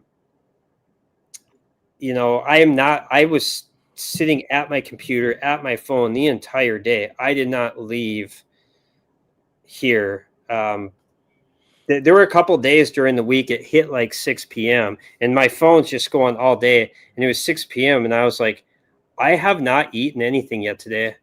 And I have not showered yet today. Yeah, that's you got the laptop, you got the phone, you refresh. you're trying to get info all day long and figuring out what's going to happen. You can't be behind on anything. I had pre-written stories for 4 different guys to be named the head coach. So if something happened, I could copy paste, boom, which is what happened when I got the word that it was indeed Dane Jackson. Yeah. Oh. Who were your other 3? Like your top guys that didn't. I wrote stories on Dane Jackson, Matt Smaby, and Jason Herder. I'm trying to think. Did I write one on Nick Four or not? He was the other 4th finalist that had interviews. Or the secondary. Did they have to have 4? Is that like a state law that they had? No, no. Okay. No, but they had 4 that they did follow-ups with on Saturday, and those were the guys I wrote stories for. But I was more confident it would be Dane, Matt Smaby, or Herder. And they ended up hiring Matt Smaby as associate head coach, so I got to copy paste that. I still have most of that story in there, so I was like, all right, thank you for keeping that. So yeah, life as a journalist, I guess it can be crazy sometimes. I saw that Bjorn had a question here about the new MPI. Typically, even with pairwise, it was a first week of January thing. So, well, they would have it earlier. Like they need teams to beat each other before true, but they could even calculate it. Yeah. So this year, maybe now that teams are beating each other, it's going to be easier to start calculating this formula sooner. But it doesn't really mean much until probably Christmas break. Yeah, Thanksgiving maybe. Thanksgiving sometimes. Yeah. Once they need the Ivies to start for sure, of course. Well, they don't play enough non-conference games, so they're kind of isolated. Yeah, that's true. You know. Franklin, but they do need to be included, I think, in the calculations. For sure. Franklin buyout is roughly equal to the entire budget of Division III football. Gosh, that's insane. What are we doing? Well, who's the soccer guy? It's Taylor Twellman. Taylor Twellman. I totally agree. What are we doing? God, it's out of control. I think the older I get, the more I realize there are some people with more money than probably is good for them. Because that's the only way things like this happen, is if a donor steps forward and says, hey, I'll write that check. Or a couple say, I'll write that check. It's like, why couldn't you write that check and pay for all the revenue sharing or the Olympic sports or endow these scholarships or something? Instead, it just and goes the school to can one go guy. Pay what they owe instead of somebody else bailing them out. Right. It's baffling to me. Yeah. But I always think Steve Miller had the good quote when it came to George Gwasdecki getting fired at Denver. He's like, if Denver's going to fire George Gwasdecki, any school could fire their coach based on 1 year or one trend rather than relying on good coaches to figure it out. You know, there's just not a lot of patience because the risk and the money is so great these days. Yeah. And that totally changed recruiting, where gentleman's agreement went out the window. Yeah. I think it changed, how coaches recruited. the aggressively, the crystal ball recruiting that we saw during that era. Coaches were out trying to save their jobs. Yeah. And it was different than college hockey had been up until that point, where I think coaches wanted to honor their offers to players a little bit more as well. And now you see players who have offers and they get deferred a year, and then they're playing club or D3, which is challenging. And now you have all these CHL players. It's never been harder to be a D1 hockey player. Correct. I love Carl's support, though. He like he said, he supports, on campus NCAA regionals. He wants to push more TV. He's a new guard, Brad. I mean, really, he is. Yep. And he's, he said the line a few times, but that, he's a young coach, and he plans to be in this business for a while, and he wants the sport to thrive as a whole. And I always find that take interesting, because so many coaches, as we know, are so narrow viewed to their own program instead of the greater good. And we're starting to see some coaches that I feel, not just on the regional thing, but on a lot of things, are understanding lifting up the greater good of the sport does help them as well. And so I found that kind of an interesting trend over the last few years. There are some coaches that are, we need this to happen because it's good for the sport. And I do think some of the coaches that were behind the really big supporters of the CHL opening had that view that this is going to be good for college hockey. Two things to build on that. One, it's good for college hockey, might not be good for American hockey. Yep. The opening of the CHL, like as an American player, it's going to be harder. And there's a big barrier to creating a successful D1 program. You can do it like Penn State and invest like $100 million up front. You can do it like Arizona State, which is like a $20 to $30 million up front. You can kind of do it like St. Thomas has done, where I think they probably put $40 or $50 million into their facilities and stuff. So there's some big barriers there to change. And I think the other thing that needs to happen in college hockey is maybe some sacrificing of these conference TV streaming deals to make it more possible for these national games, like I talked about earlier in the pod. I think that needs to happen for college hockey. You need to show this game and expose it to a broader audience to grow the game. Because I think if they see these regular season games with packed student sections and Gab McKenna giving the forks down to the student section, we're going to have more moments like that this year with those CHL players. Yeah. Because I think they're so excited to be on this stage where they could be on Sports Center. Yep. So I just think getting that game out there, because we all know college hockey is so fun because there's so many mistakes. There's so many great moments. There's so many opportunities. You can go to what NHL game, and it can be pretty boring for about 2 periods because they're so good at playing defense. And it takes special moments for the game to flash and get exciting. I think, I watched the Wild Kings overtime last night. It was boring as all get out for 4 minutes. Yeah. I watched the BC Gopher overtime 3-on-3, and it's just rush. Turnovers and confusion, passes. bad changes, all kinds of chaos. Great saves. It's a totally different game.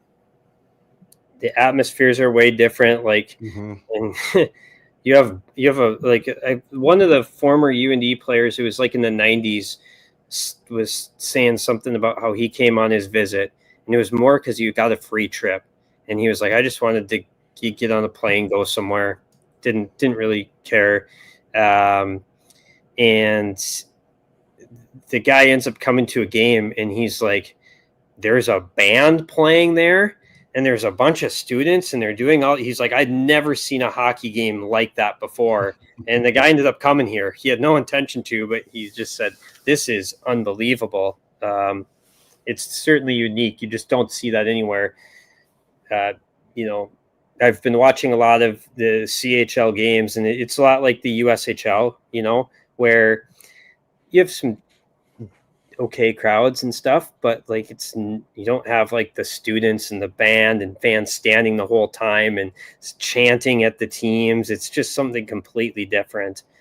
And that's why, and not just more reasons why I think when the CHL players get more exposed to college, they're going to be like, oh, I can't wait to get there. It definitely feels to me like USHL Major Junior is like minor league baseball.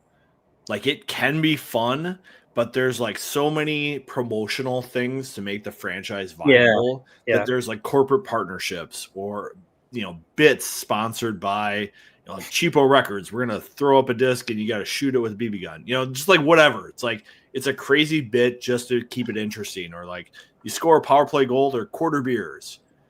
That stuff doesn't happen in college hockey because there's enough of a fan base and a following that care about the school that it's just different. And I think, you have these junior teams, they're great for development, I think, but it's a step. It's not like a destination. Like I feel like, players sometimes, especially in Minnesota, there is that viewpoint of playing at a Big Ten school like Minnesota or Wisconsin or North Dakota or Minnesota Duluth. Like that's an achievement on its own. Yes. But playing for like the Chicago Steel or the Oshawa Generals or London Knights is not a achievement. That's like a step. Yeah. Yeah. And I think maybe it was part of it, the WHL, a lot of the kids who grew up there, that's what they knew. But the different part is like they get drafted. Like you get told, you get told to go which team you're going to. College, you get to tour around a bunch of places and say, you know what, this one fits me. Like Gavin McKenna didn't choose to go to Medicine Hat. They drafted him. And really for a lot of these guys, this is the last time they really, outside when if they make the NHL and turn 27, they can be a free agent if they're a star. But really, this is a great chance for these athletes to just, go check out a few places, see which one speaks to you. Every kid's different. But which place is your spot? I mean, literally 10 years almost. You get drafted sometime in the for sure CHL. It's like, it's really 10 years until you're close to it, until you're free. Yeah. So I kind of like what you're thinking there, Brad. I was drafted here, but now I can decide where I want to go for the next 1, 2, 3 years. Yeah. Well, when we talk to Leo and Angel, like they think back to their college teammates all the time, and they still get together, and they have that bond as that choice. I remember talking to Mark Parrish once about his free agency thing, and he's like, I signed with Minnesota Wild. I had like 5 minutes to make that decision, and the coach didn't even know that I was getting signed. And there wasn't time to like figure that out. So he got signed, and the coach hadn't reached out and like figured out like, this is your role, this is how we see you. None of that. It was just like, hey, here's the contract, here's the offer. You want to sign it? So I think even having that free agency thing can be like a split decision if you're one of those guys that's, not Connor McDavid or Kirill Kaprizov. You get an offer and it's an expiring offer. It's over pretty quick. Yeah, and I think you get to pick your place, which I think ties you into that. It's the place you chose. And then number two, you spend all day with your teammates. These guys are together all the time. There's no wonder why they get so close.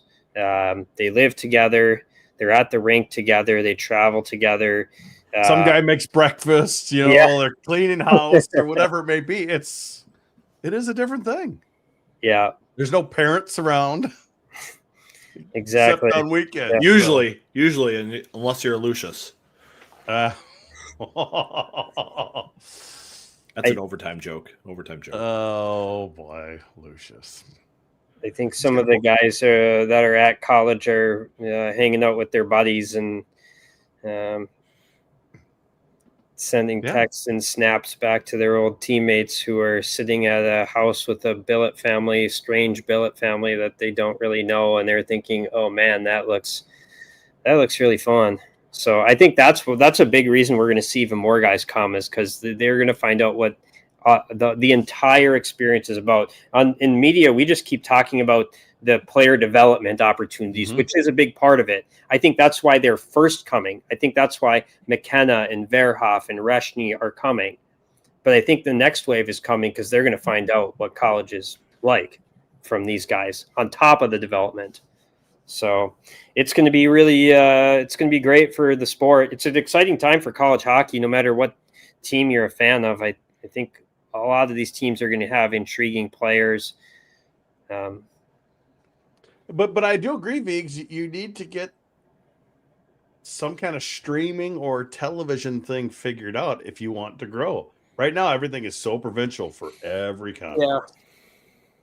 Yeah. Except for ESPN Plus has grabbed a few. But that's kind of a Hockey East ECAC thing because ESPN is a Northeastern kind of company. And I think there's probably a lot of people who work at ESPN who are like, hey, let's get these deals so we can get the games. You know, I'm sure there's some of that going on. Whereas NCAC Big Ten is definitely more Midwest West. And I think those deals are going to be harder to figure out. But I really think it'd be great for college hockey to figure that out, where they get games on ESPN, TSN, on a weekly, bi-weekly basis as much as they can. Because there have been a couple games that go on TSN over the years. But I think having a consistent production crew that would go on site and almost make it like a college game day event for college hockey would be a great investment. Like if I was talking to College Hockey Inc., I'd be like, okay, you don't have to talk to all these schools about how to stay eligible and be in the path for college hockey. Let's start working on this. You know, it'd be great exposure. How was the feeling in the NCHC losing the CBS deal? Very mixed. Okay. I got a lot of reaction on both sides. Some people needs to be on TV, like should be on TV. It needs to get back on TV.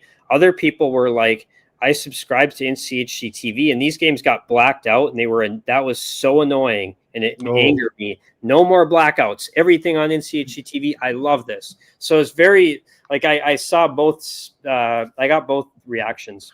I think 100%. If you're already paying for NCHC TV, you should get those CBS games. That makes no sense to me. Why they would do that and but just it's the same thing for Big Ten. It's like Minnesota United. You know, with Apple TV, every season ticket holder gets access to Apple TV for all the MLS games. Like it comes with it. So like if you're a season ticket holder for an NCHC team, you should get NCHC TV. You should get CBS games on NCHC TV if you're that kind of person. Those are your most passionate fans, and they support the growth of your sport. Why would you make it harder for them to watch a game that's already struggling?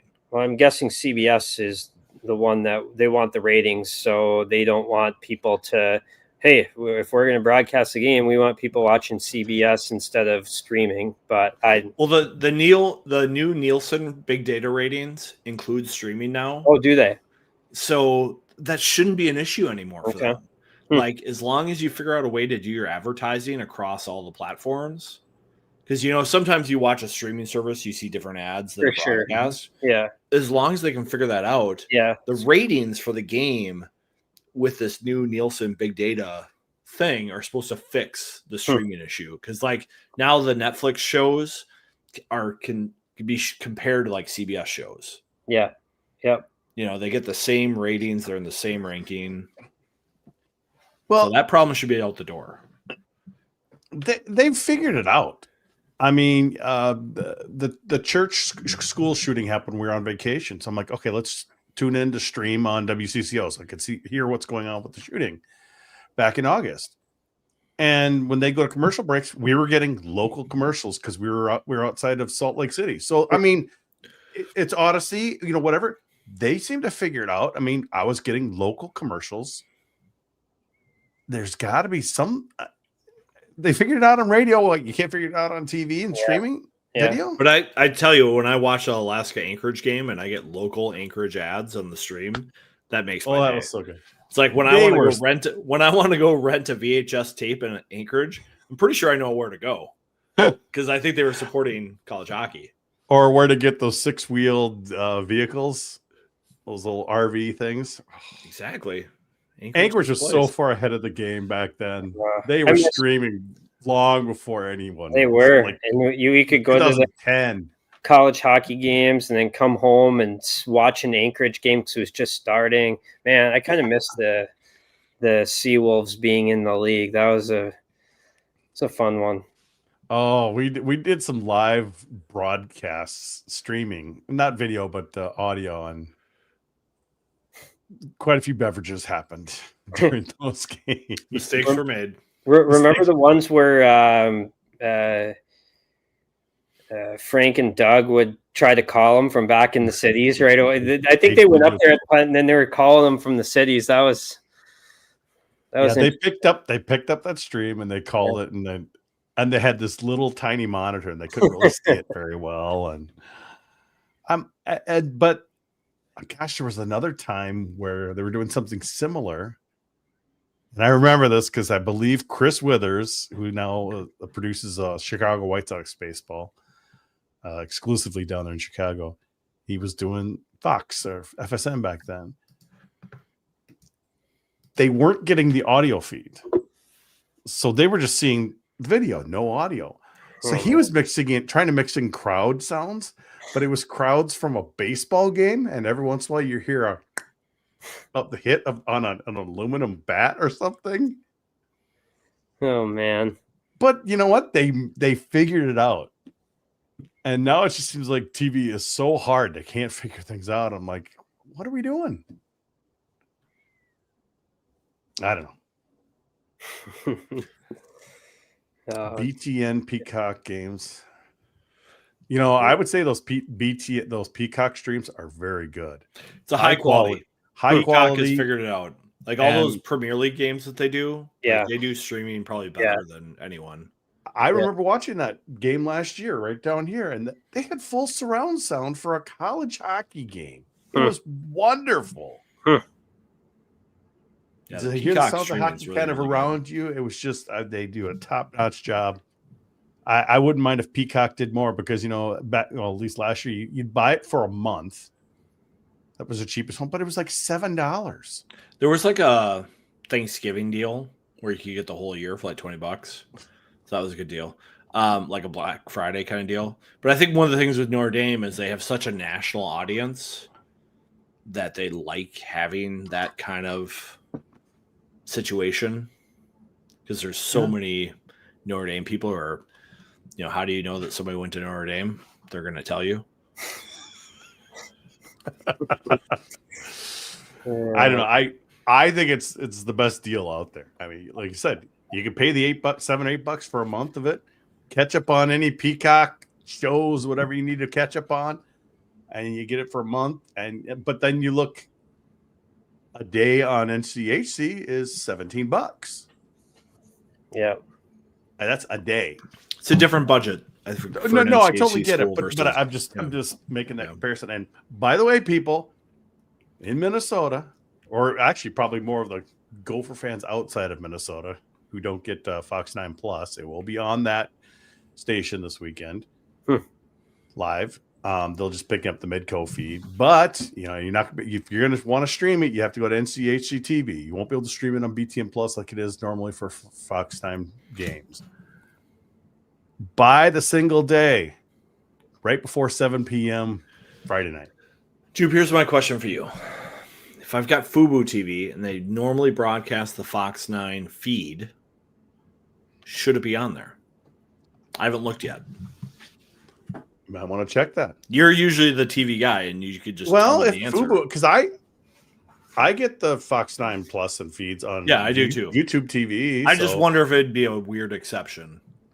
I can't answer that. Okay. But like I said, I've said people, if you buy it, the $17, $16.95 one day, right before 7 p.m. Friday night, technically it doesn't end for 24 hours, which would be right before 7 p.m. Saturday night. The game starts at 6. You're grandfathered in. You would get to see the entire game, even if you go past 24 hours. $17 for 2 games. Cheaper than driving up. Oh, I would Certainly. rather drive up for this weekend. It would have been a lot of fun. certainly. But Sorry, Brad. I would have loved to have been up there for 3 days. No dates yet for the next series. UND Minnesota in Mariucci next year is October 23rd and 24th. let me see if I think you might have told me that a while ago. So it was 23rd and 24th. Yep. Yep, I've already got it on. I've got it on the calendar. Yeah. October 23rd and 24th. Do we know if that's MEA yet? Does anyone know? It's usually the third weekend, so I think MEA would be 15th and 16th. Okay. I'm not sure. We'd have to have somebody check out MEA 2026. Look it up, Vigs. Yeah, 2026 MEA is the 16th, 15th. So that's There you go. Good. That should be It's a good. week later. I wouldn't mind having this as a Thanksgiving series.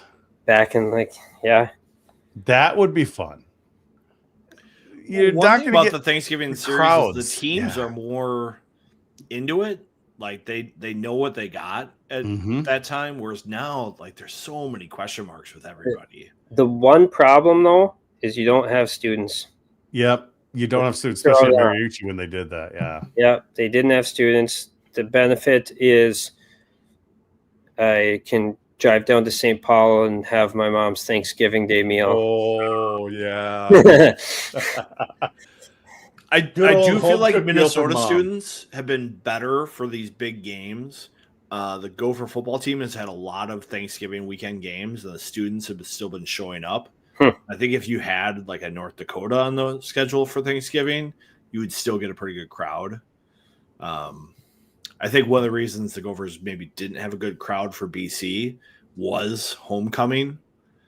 That was tough planning. The students were there. Students were there, but I think parking parade, was a pain for Friday. Yes. Thursday is always a hard night for college hockey in Minneapolis. So did I see they closed University Avenue too? One of the nights on Friday. Yeah, at 6 o'clock. It was closed at 6. They closed it. Yeah, they closed it right at 6 for the 6:30 parade start. The game started at 6, so any late arrivals was probably hosed for quite a while. Challenging. I made it. You know, I wish Thanksgivings were a little better. They were pretty good for the college hockey showcase weeks. I remember some full houses when Michigan would be in town or Michigan State. I mean, well, that series started in Thanksgiving, and it was at the Civic Center. And they would get good crowds. So it's just, I don't know. People just, they want to hang out.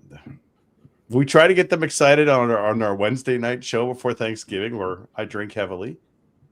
But they don't want to show up at the game. They just want to see me drunk on the podcast. It's a niche audience that we have when we love you. It is. We love you. So, University of Minnesota account retweeted our YouTube tweet, and we went up by about 30 subscriptions on YouTube today. So that was excellent. Nice. If you're watching us on Twitter right now, go over to our YouTube page, subscribe, get notified when we go live here, or we put a 10 seconds short of Javon Moore. Got 5,000 views in a day or so. Just a short little video, and that's we're trying to get to 1,000 subscribers by the World Juniors. That's my goal for our little podcast. Are you going to try to cover that, Brad? Yeah, it works out great. Go have Christmas with mom, sister down there. Go over to the first week of games. I can do all the preliminary rounds. Then the quarterfinals and semis, UND's hosting Mercyhurst, so I'll come back for that series.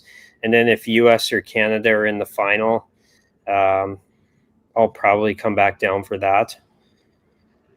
So we're hoping both are. We're thinking we're both going to be in, but it's our first time. Yeah, that's actually, I covered the World Juniors when they were here before Ovechkin? I started on the UND beat. What's that? Was that Ovechkin? Yep. Crosby? Yep. Ovechkin, Crosby, Malkin. the Canada team had Crosby, Patrice Bergeron, Jeff Carter, Mike Richards, Dion Phaneuf, the Blackhawks D-man, Seabrook, Shea Weber. It was Corey Perry, Ryan Getzlaff. It's probably one of the most insane. The reason it was so good is because the NHL was locked out, so everyone played in it. Oh yeah. The U.S. had Suter, Kessel, Drew Stafford. Was Preezy too old? Yep, he was in the year before on the gold medal team in Finland. Finland's goalie was Tuukka Rask. Yeah, it was quite the. And you were just a bright-eyed young kid. Yeah, so they sent since I was the young guy, they sent me out to Thief River Falls for the first week because I was the secondary site. Yep. And everybody came because that's back when newspapers were just fat and happy, and all their hockey writers had nothing to do. So they all came. They turned the Olympic ice sheet at the Ralph into a media room. And it was just this massive throng of media, and everyone from the hockey world was there. But nobody went to Thief River Falls. I was like the only media person over there. They all just in the U.S. and Canada played all their games in Grand Forks. So I would drive over there every day. And I get over there and they were like, right away, they were like, we got lots of teams at the bottom. We don't want extra people down there doing interviews or whatever. I'm like, well, what am I supposed to do? They said, well, we're going to send them upstairs to do interviews with you in the press box. I'm like, that's fantastic. I can just sit here and work. So I would literally just sit at my computer, wait for them to come up, and Ovechkin would pull up a chair, sit right next to me. I'd go through and talk to him. Then Malkin would come up, and like Ovechkin was dominating, so he'd come up like every game. And then the other reason, he figured out there was like home style catered food, so he wanted to come up every game, and he would just destroy this food up in the press box every time. Ovi looks like a guy who can eat. You know what I mean? He loved it. It was like catered by this, like it was home cooked meals too. It wasn't, and it was so good. And he would just come up there and eat. So it was funny. Malkin's English wasn't the best back then. Ovi's is way better now, but you could kind of talk to him. So he's probably less cautious than a lot of the Russians are now. Oh, absolutely. Like some of the Russians now are just like, I want a translator. And like you hear them talking to other people, it's like, you're fine. You don't need a translator. And that was Malkin. Malkin always wanted the translator there. Ovi didn't really care. There was a casino nearby, Thief, that Ovi always wanted to go to. They went there like the first night, and he was always talking about going to the casino. Yeah, and then was there a story written about that at all, or Brad, or is that going to be in your book? I should see if I had that in there. I just was going through some of our old World Junior coverage. And I forgot about this until I wrote about this. But like at the end of the period, Ovi used to like sit there on the bench all by himself and just like stare and kind of look around. And then like after like 5 minutes, he'd go back to the locker room. And then one time he was sitting there and the ice was almost like zammed, and he was just chilling by himself for like 15, or like if it was a 15-minute intermission, he was there for like 10 minutes. And then he went back to the locker room, and I finally like asked him, like, what's happening? Like, why are you, what's going on with that? And he was like, people always ask me that. I'm like, well, yeah, it's weird. He said, I'm just kind of looking in the crowd, and I forgot what his quote was, but I just laughed when I reread it. But he had really no reason. He just wanted to look at the people in the crowd. Do you have a little cassette of that interview anymore? No, definitely not. Because I used to tape over them back then. Yeah, because I remember back in 2001, 2002, when I started writing for the Cedar Rapids Gazette, I had a tough time like writing quotes. So my editor was just like, Vigo, you need to get a tape recorder. Mm-hmm. Like you just you don't have the knack to like, we're getting a couple calls that sometimes you're misquoting people. You got to record them just so we can double check. I was like, okay. So like when I interviewed Kirk Ferentz at Iowa, I had a recording of it going forward. I couldn't mess up a quote because now like everything is recorded and you just go back and transcribe it. But back then, like a lot of it was just like handwritten. For sure. I had someone, I should go look. I swear I have that old, and it was a tape one too. So the tape probably doesn't work right now, but who knows? I should try it. See what happens. See, I might discover some old interview on there. I don't know. Because we could do a 30 for 30 on OV in Grand Forks. OV and Thief River Falls. We could figure out some casino person who has a memory of OV coming to the table and playing craps or roulette or blackjack. They played their exhibition game in Grafton, North Dakota at this high school rink.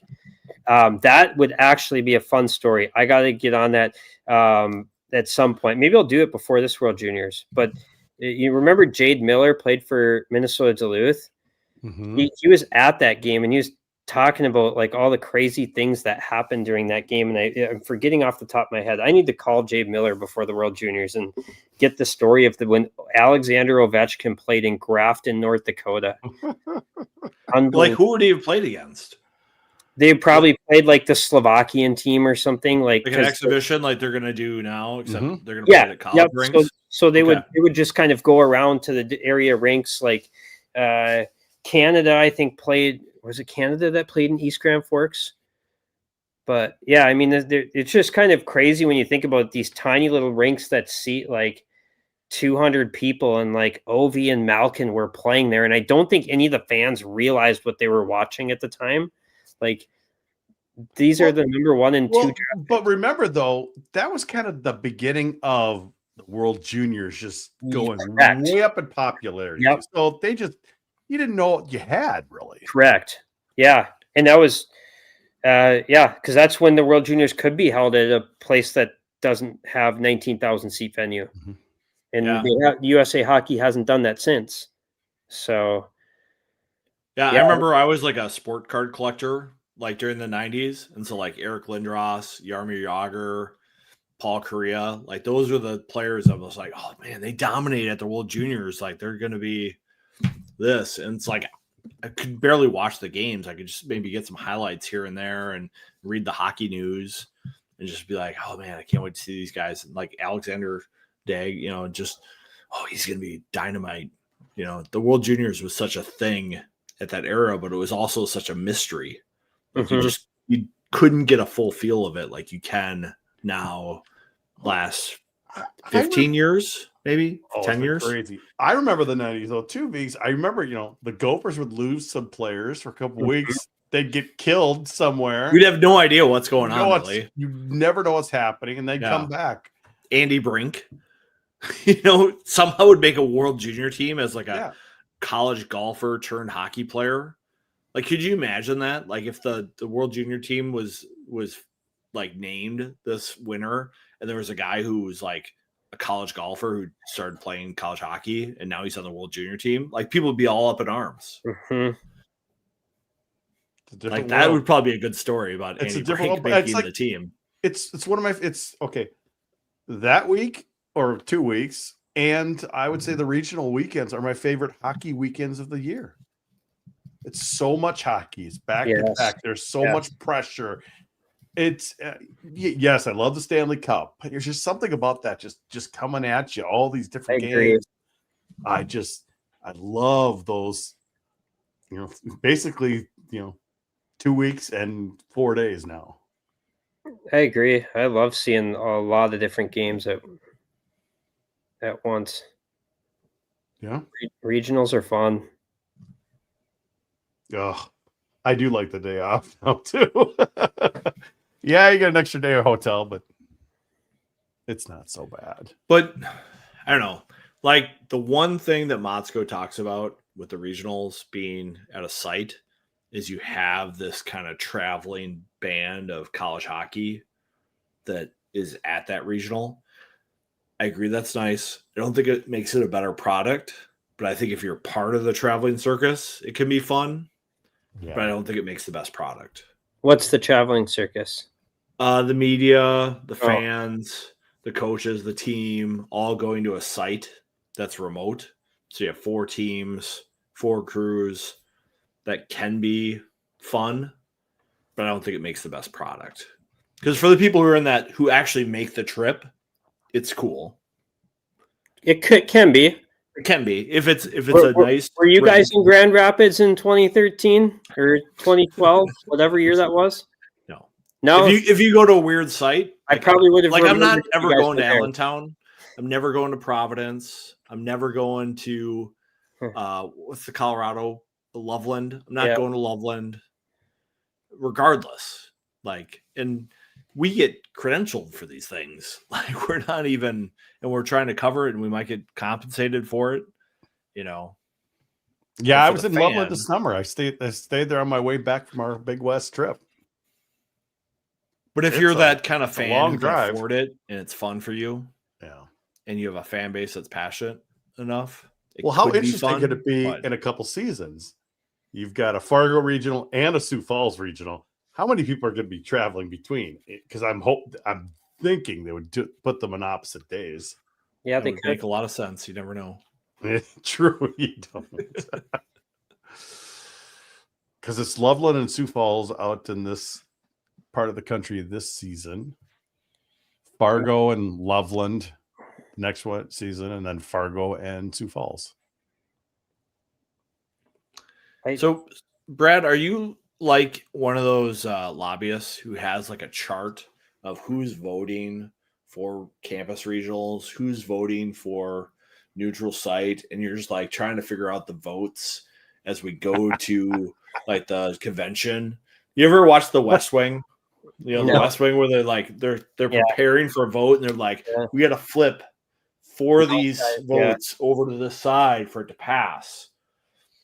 There's just too many coaching staffs out there that, I'm not sure, what they would say.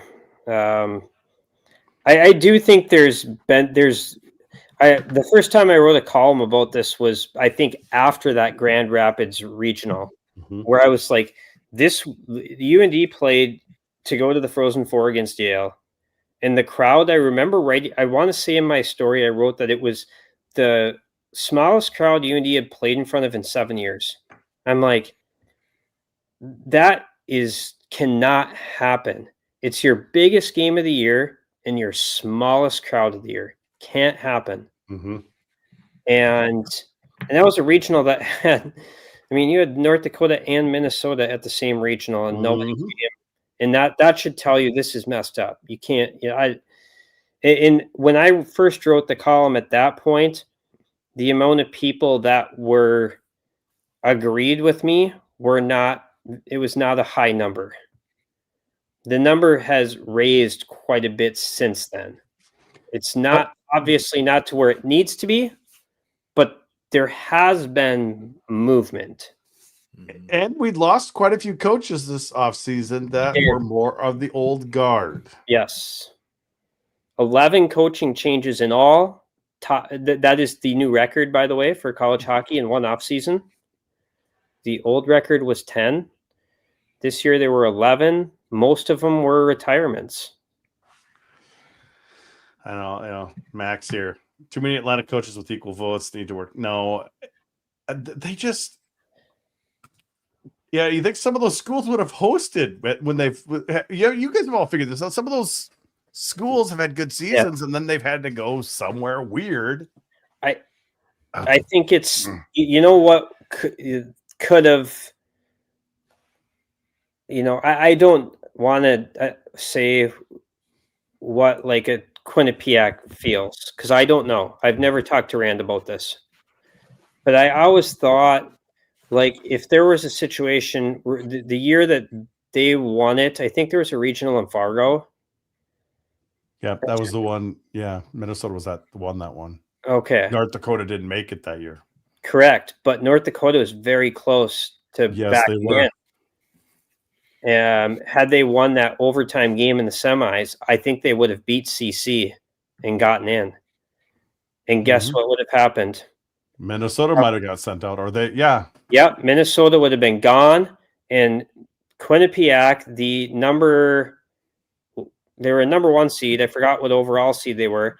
Their reward for their amazing season would have been playing UND first round in Fargo. And I think that's what's going to, if there's some team out east that has an amazing season and they're a 1 seed, and a UND team backs in as a 4 seed and just beats them in front of that raucous crowd, they're going to say, that's messed up. Like, we should have, we earned a number 1 seed and we have to play UND in Fargo. Then someone's going to say this needs to change. But they don't see the issues we see out west.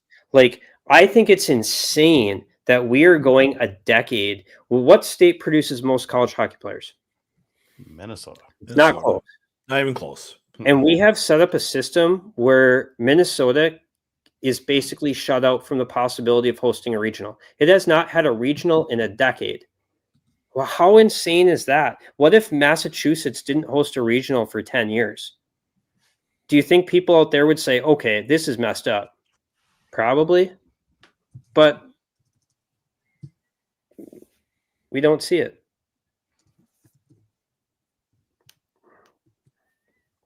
Yeah, I'm looking it up here. 2016. Yeah. Yep. So, and we already have the regional set up for next year, or this year and next year. So we will surpass a decade without a single regional in the state of Minnesota. And Excel has no interest in bidding right No. now. And that's Like, the only. They don't want to give up their building for a regional right now at this point. And it's not a great size building for it. Grand Casino. Yeah. And we've shut out all the other rinks from hosting it.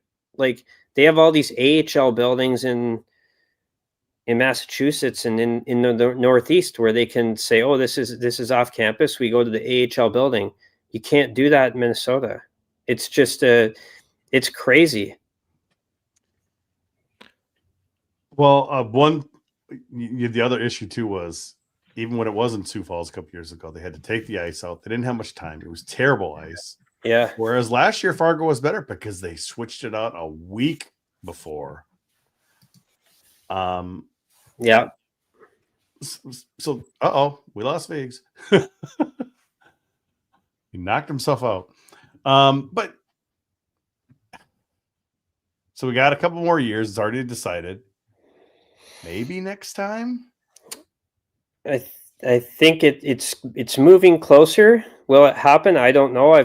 Part of me is like lost confidence that it's going to happen, but then the other part of me is like, change happens gradually, and there's been a lot more people that are coming on board right now than there were 10 years ago. So maybe it does. And the other thing that's changed too, I think, is every conference is holding its conference tournaments essentially at home rinks, except for Hockey East. Has ECAC gone full? No, they haven't yet either. I think they're still Lake Placid. Yep. So think about last year. Wasn't Maine a number 1 seed in Allentown? Yes. Again, what's that should not happen. Penn State went right through their home regional. Yes. I was hoping there'd be more people up in arms about that. Yeah. I know you've talked about this. Can you imagine having to go to Maine to play? Or if Western Michigan would have had to play North Dakota in Fargo last year, somehow. And the other thing, I think, like, Western was a 1 seed last year. Having that building would have been insane. It would have been so much fun to have Western playing in Lawson, and to have Maine. Can you imagine what Maine would have been like? Especially with all the renovations and upgrades they've invested in that facility to make it possible. That building would have been nuts. Imagine the pictures coming out of Lawson, and it just would have been great. But well, we just got to keep preaching, guys. Keep preaching. And I think the other thing that I thought was a good concern was the fact that like you could have a team that plays every single game on NHL ice, and then they go to the tournament and they're going to St. Cloud. And I get that's like a concern, but right now there are so few of those teams that have Olympic rinks now. It's St. Cloud. And St. Cloud's going down. Are they? Right? Are they down this year? I don't know if they're down. I know yet. they've got the money allotted Yeah. to make it more like Mariucci, where it's a hybrid. And so a lot of them are hybrids now. Maybe like Alaska Fairbanks is still 100. Good But- luck on them hosting, but Correct. And if they do, hey, congrats, right? yeah, they deserve it then too. Yeah. And that's the thing I think is that if you finish in the top 8, Adam Wodon can say that the math can be weird or whatever. If you're in the top 8, you're in the top 8. Yeah. If you don't agree with the formula, change the formula. Well, If you don't agree with the scheduling, make some sort of scheduling requirement. I think the thing that backfires on that argument is like, yeah, hey, you're splitting hairs, and it is, if you want to argue that it is a lot to send a 9 to an 8, that the 8 hasn't really earned that. Well, again, we are talking, what did Penn State do to earn a home game last year? We are already sending number 1 seeds on the road in the first round. And we have a problem with a 9 going to 8. We had a number 1 going on the road. This, so that argument goes out the window for me. Like, we're already doing this. Because then you're allowing the Big Ten schools to like say, well, we'll eat a regional if our team doesn't make it, but if they do, we get a hometown advantage. So then just like their bankroll basically allows them to have a home game if they make it. Yeah. And what's the risk of a $500,000 guarantee to a Big Ten school? Yeah. When James Franklin's getting a $50 million buyout, it means nothing. And they've got all the staff to run it. Like Minnesota, when they run it, it's stressful for the staff. I get it. But if you have Minnesota State running a regional, it'd be a big ask for that school to do it, I think. Right? Yeah. I mean, and the other thing argument I hate too is when everyone says, well, it's just about what's good for the big schools. They're doing. I said, no, you know what? North Dakota could just bid on a regional every year and be at home every single year, no matter what seed they are. In the new system, they would have to earn it. This like the current system is great for North Dakota. Let's be honest. They can just keep bidding and playing in Fargo every time they host. I don't know. I don't think it's just Carl has said the same thing. He says, well, his kind of opposite. Like, we've done great in this current format, but we still believe we should have that format. That's why he's a great voice for it, because you can't say, well, you're doing it. He says, no, we've won more national titles in the 16-team neutral site format than anyone, and we're the ones advocating for change. I don't know. I saw someone mentioned Atlantic. I have heard some Atlantic coaches say they are for a neutral a home site regional. So I don't know what the percentage is. My argument, I realize the thought that, hey, we have a better chance at winning in an empty building than going on the road. But hey, Atlantic has not had anyone in the Frozen Four in 15 years. It has not had a national title ever. The current system is not slanting it for Atlantic hockey, right? Sometimes I almost feel like an Atlantic hockey team, like if they get a lead against a high favorite on the road and the building just went quiet. Yeah. The pressure that could put on a home team losing to like a Bentley or a Niagara would be Minnesota totally different. Holy Cross. Just think about would be that. totally different than a neutral site building where there's no one there.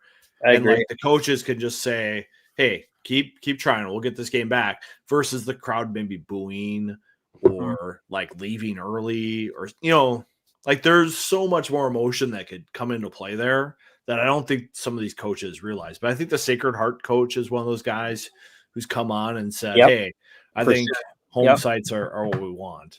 Yeah, because he wants his guys, when they go to the tournament, they're going to always remember that game, everyone would remember going up to Alphon in that crazy crowd, and that's Oh. really what it should be like. Imagine like having this unbelievable achievement of making the NCAA tournament, and then you go play in a half-empty building. Like, what is that? The Atlantic Championship this year, the crowd was just unbelievable. And guess what? The road team ended up winning. But yeah, I mean, those guys, the Bentley guys are still talking about that, about what an experience that was. So I don't know. I know I'm preaching to the choir. We've all said this. Yeah, but here. I mean, you think about it, Penn State beat Maine 5-1 in Allentown. Yeah, Does that happen at Alphon? probably not. Maybe. Maybe. And you know what? If Penn State did it, that's even more. They deserve it then. Yeah. But number 1 seed Maine had to play Penn State in their home state. Yeah. I had a classmate of mine from high school who was just inducted to our high school Hall of Fame, and she played basketball at Harvard. Mm-hmm. And she went to Stanford, and Harvard beat Stanford in an early round game in the women's basketball tournament. And that's the highlight of her athletic career. Like going into Stanford as Harvard and winning. Huge upset. And when she got back to campus, all these people were like, oh, we watched that. It was so fun. It was a packed building, and your team came out on top as the underdog. Like, that's a lifetime memory. Yep. But if you go to an empty building, it's not the same. Players want it. They It's do. The coaches. The coaches are just scared. The players, we've had Angel and, like I said, Leo and Carmen. They said they would love to go to Grand Forks and play in the REA before regional. Yeah. You might lose, whatever, but man, it's even bigger if you beat them. You guys have seen it more than I have, because you guys have seen the Big Ten tournament finals in Minneapolis. Bingo. And I haven't experienced that yet. It's kind of crazy that we talk about how great the atmospheres are in college hockey, and we're just barely starting to see the peak of what it can be for the first time ever, because you all of a sudden get to the playoffs and it's all neutral site. Now we're finally, you guys have experienced it, so you guys can tell me what it's been like. I've seen it hasn't been great for Minnesota, but I still love it. The results haven't been great, but it's been great to have Michigan come to Mariucci. It hasn't been good for the Gophers, but it's been entertaining hockey and full buildings and a lot of fun. I mean, they had 5 sections of students that first Big Ten championship. They just let the kids in. They were flowing. Okay, that's basically the whole end of the arena, and they were flowing into sections over that, and they had to kick them out. And a lot of kids were standing along the end, and then Minnesota scores the first minute of that game. Yeah, they lost it, but it's just and it felt to me like section final high school hockey. Oh yeah, that's what it felt like to me.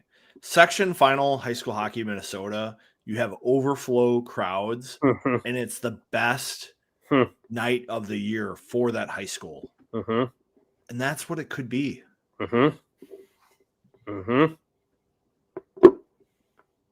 Someday. Oh, I do think we'll get there at some point. I just don't know when. I hope we're live. Me too. I'd love to see it. Especially you, Jupe. No, I'm just kidding. Wow. Grandpa. I do. I'm going to be a second-time grandpa in January. Turn 53 in a couple weeks. Oh, it's all downhill. He's a younger grandpa, but I'm just still twisting that. I'm fine with that. Yeah. I have no problem with that at all. It makes me. I'll be around longer for the young kids. So. Yeah, we're all kind of preaching to the choir here.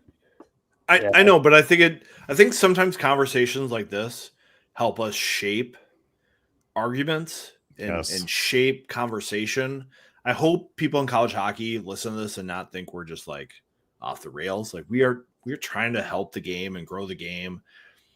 I mean, Brad, I'm sure it's great when North Dakota is doing really well.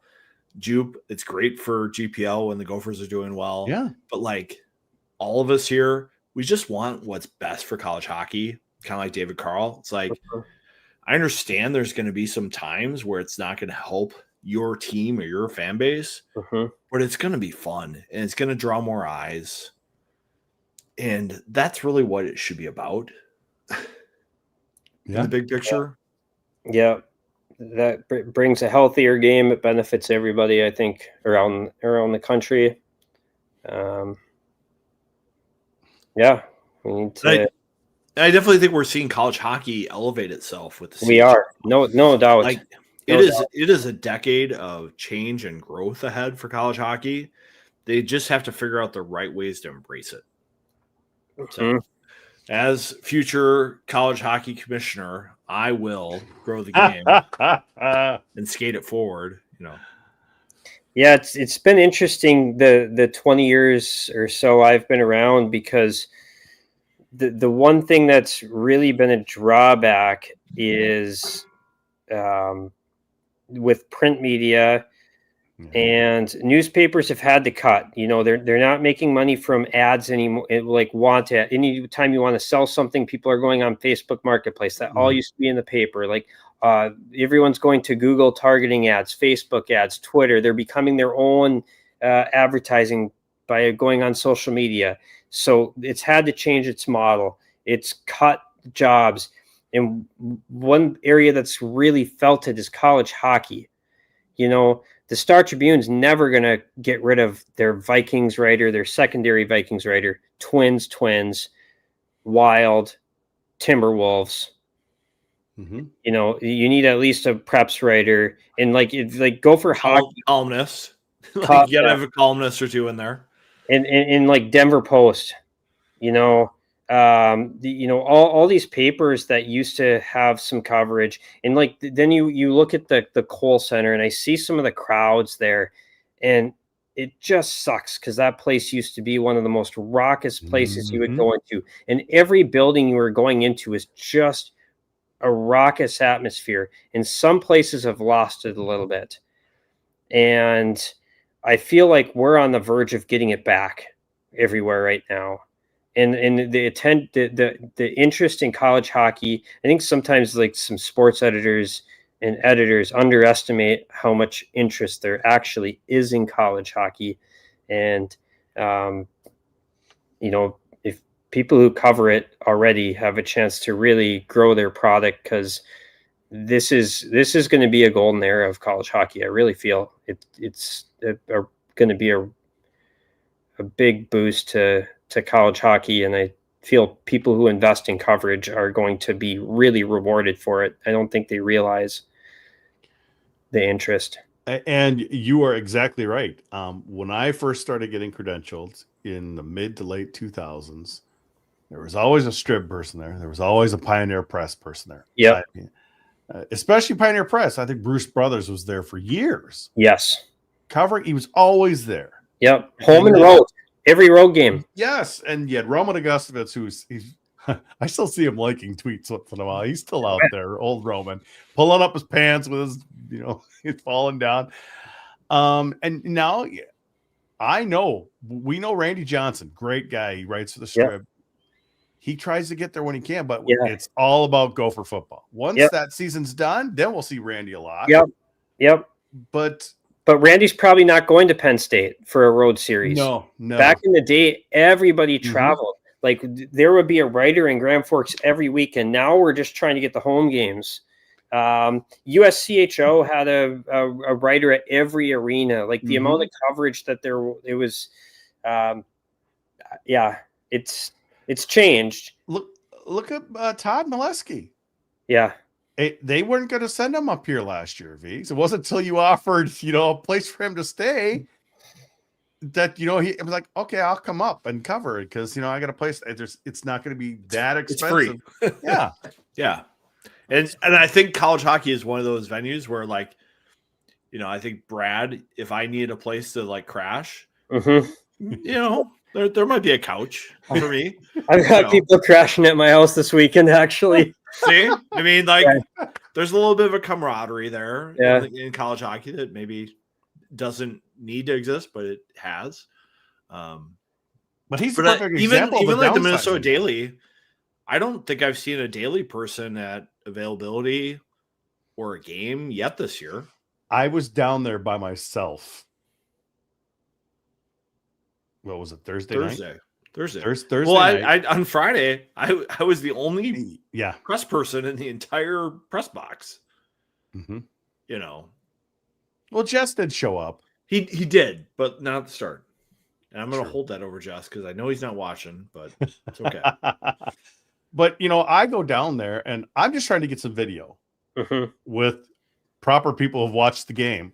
So it's always scary for me because if I'm shooting through the lens, I'm not really, I can't pay attention to the game, what's happening, you know. Yeah, I kind of notice some things, you know, they might be struggling with this breakout, stuff like that. And it's like, I just try to do a couple generic questions because I'm the only person there.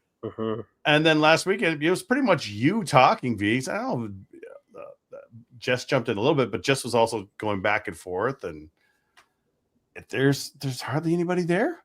What's happened? I know in Grand Forks this weekend, I'll be the only person. You'll be after the asking, game. hey, Eric V from Minneapolis has a question. Like Bob. Brad S has a question. I love it.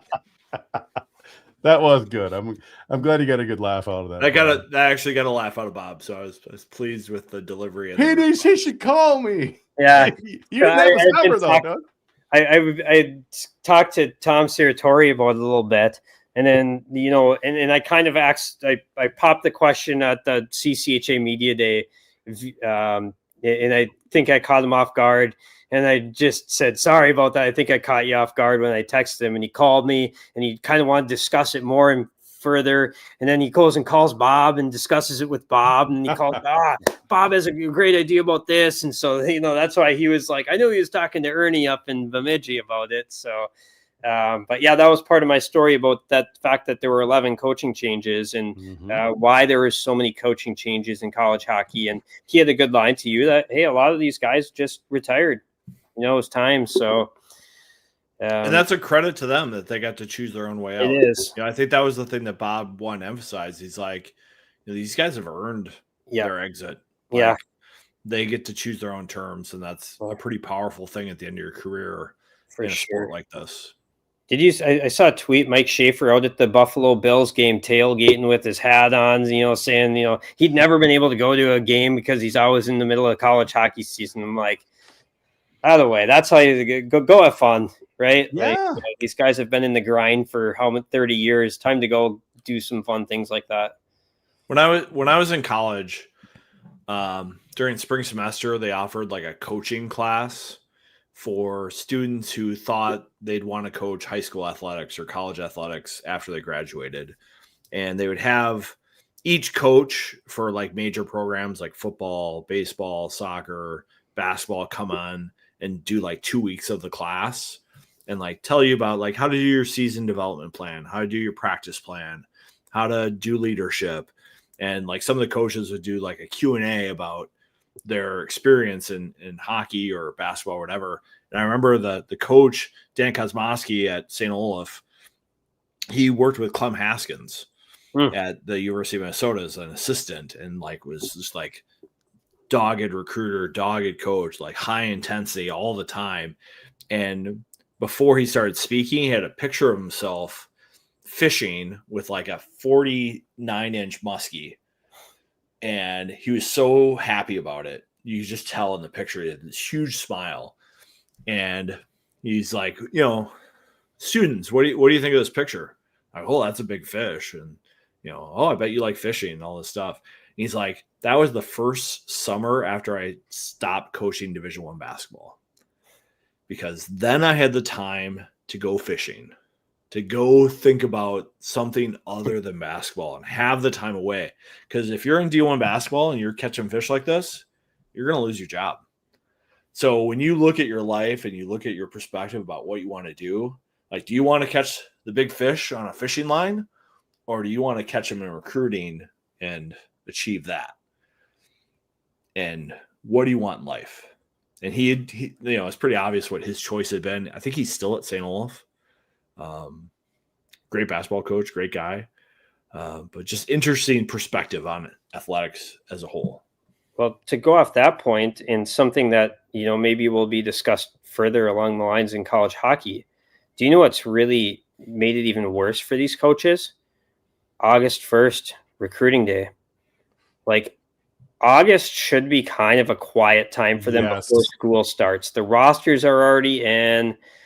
You can kind of sit back, have your 3 weeks. Like, no, like they're late July. They're planning visits. They're trying to figure out what they're going to do.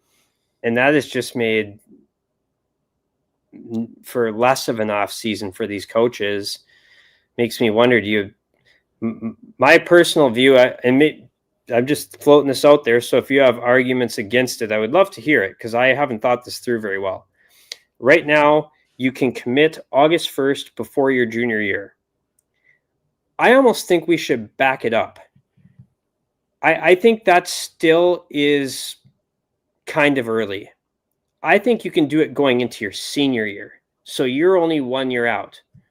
Also, the other thing I think is maybe we should move up the date to early in the summer, or at least have a window of recruiting visits, because what's happening is a lot of these kids start with their junior teams or whatever in August 11th or something. So they're hitting August 1st and they're like, I need to try to get as many visits as I can get in these 11 days before I have to go off to the NTDP or something. And it sucks for them. Like, we have this whole summer. Why not give like a window where they can just take a bunch of visits and then commit later on or something? But we're trying to cram these visits in this short window. You have 9 months where you can just talk to them on the phone. Like, that's way too long. Like, just, I don't know. I just think it's still too early. Like, even on top of that, the World Junior Summer Showcase was right around that time. Correct.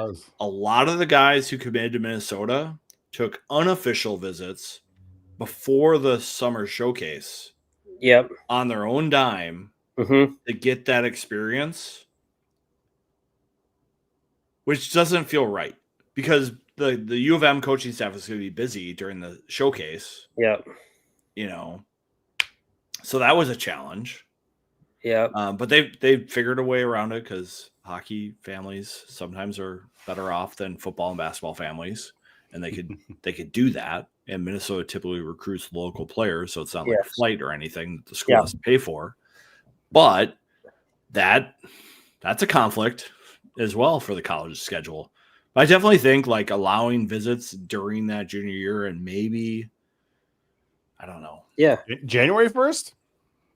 I don't know, because then you have your high school players and junior players at a key point of the year or two. But yeah, I mean, I think you talk to them January 1st of their junior year.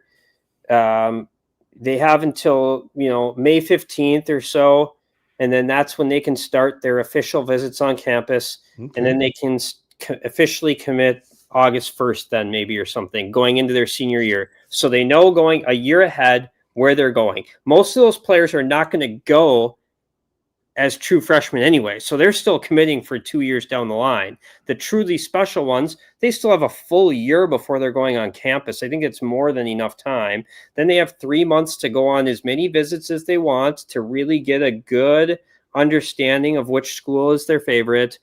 They're a year older, so schools aren't going to make as many mistakes on commit a kid and then decide, oh, he's not coming here anymore. I went back and looked at like the first year of this, like 2022 or something, and all the August 1st commitments. It was stunning how many of them never made it to the school they committed to. I thought it would be way higher now that we backed up the recruiting date from 14 to 16. It's still not good enough. I think it's stunning the number of kids who commit early that don't even make D1 hockey. Exactly. That's amazing to me. Yep. Is that you have a kid who going into their junior year you think is going to be a premier person so much that you lock them up on August 1st or 10th. They don't even make D1 hockey 2 years later, 3 years later, 4 years later. Yeah, back it up a year, I think. Unless someone comes up with a really compelling argument that makes me think, okay, actually, I didn't think that through. But right now, I think they should back it up a year. And then, like, right now, they're recruiting kids in Canada from like AAA hockey because they can't even play juniors yet. Like, let them play a year of juniors before you commit. I don't know. I think we're still a year too early. Well, I mean, the easy comparison is like that's high school for Canada for the most part. Yeah. The AAA stuff. Yeah, I bet these kids are just still young. Like you ask any coach, like, I don't know a 15-year-old who could even choose what toppings they want on their pizza. How can they pick what school they want to go to? You know, how do they know what they want to study in college? It's like Di Pasquale. He wanted to study aerospace engineering. Very limited field of study in college hockey. Minnesota made some special accommodations to make sure he could study that at Minnesota. Other schools not willing to even really ponder the idea and provide it to him. That's a kid who is he taking some part-time classes at University of North Dakota or what? Apparently, Jane Jackson didn't want a goalie. No. For those who don't know, the University of North Dakota is a massive aviation aerospace school, but no. I had an acquaintance who was a punter in college, and he went to North Dakota to punt because that's what he wanted to do. But he didn't get in there initially. So, but he's a really good punter. So, worked out for him. All right. Yeah. 11:40. It's a late one. Good show, guys. Good show. Yeah. Good to chat with you guys as always. Good to see you, Brad. I missed you. Yeah, I hope to see you guys soon. I'll see you be there this weekend. Yeah. Yeah. Hang on for a bit here as we do sign off, so we make sure we're all uploaded and whatnot. What night are you two closing down Brick and Barley? Oh, just so people know. Well, Saturday? Saturday, probably. Yeah. Probably Saturday. Let's go Saturday. I'll pour out a nice pour stag. Well, no, we'll FaceTime you, dude. Yeah. Sounds good. All right. Thanks, Brad, for coming on. Yeah. Thanks, everyone, for watching. We really appreciate it, as always. Subscribe on YouTube. Leave reviews on Spotify and Apple Podcasts. That would be great as well. So even if it's negative, I'll take it. I don't care if it's negative. Bring it on. Yeah. I need criticism. Let's go. It's our 15th year. We must be doing something right, Vigs. So, yeah, go subscribe to our YouTube channel. That would be great. The more we have, the better we are. Sweet, we got Brad S from Grand Forks. Good night, folks.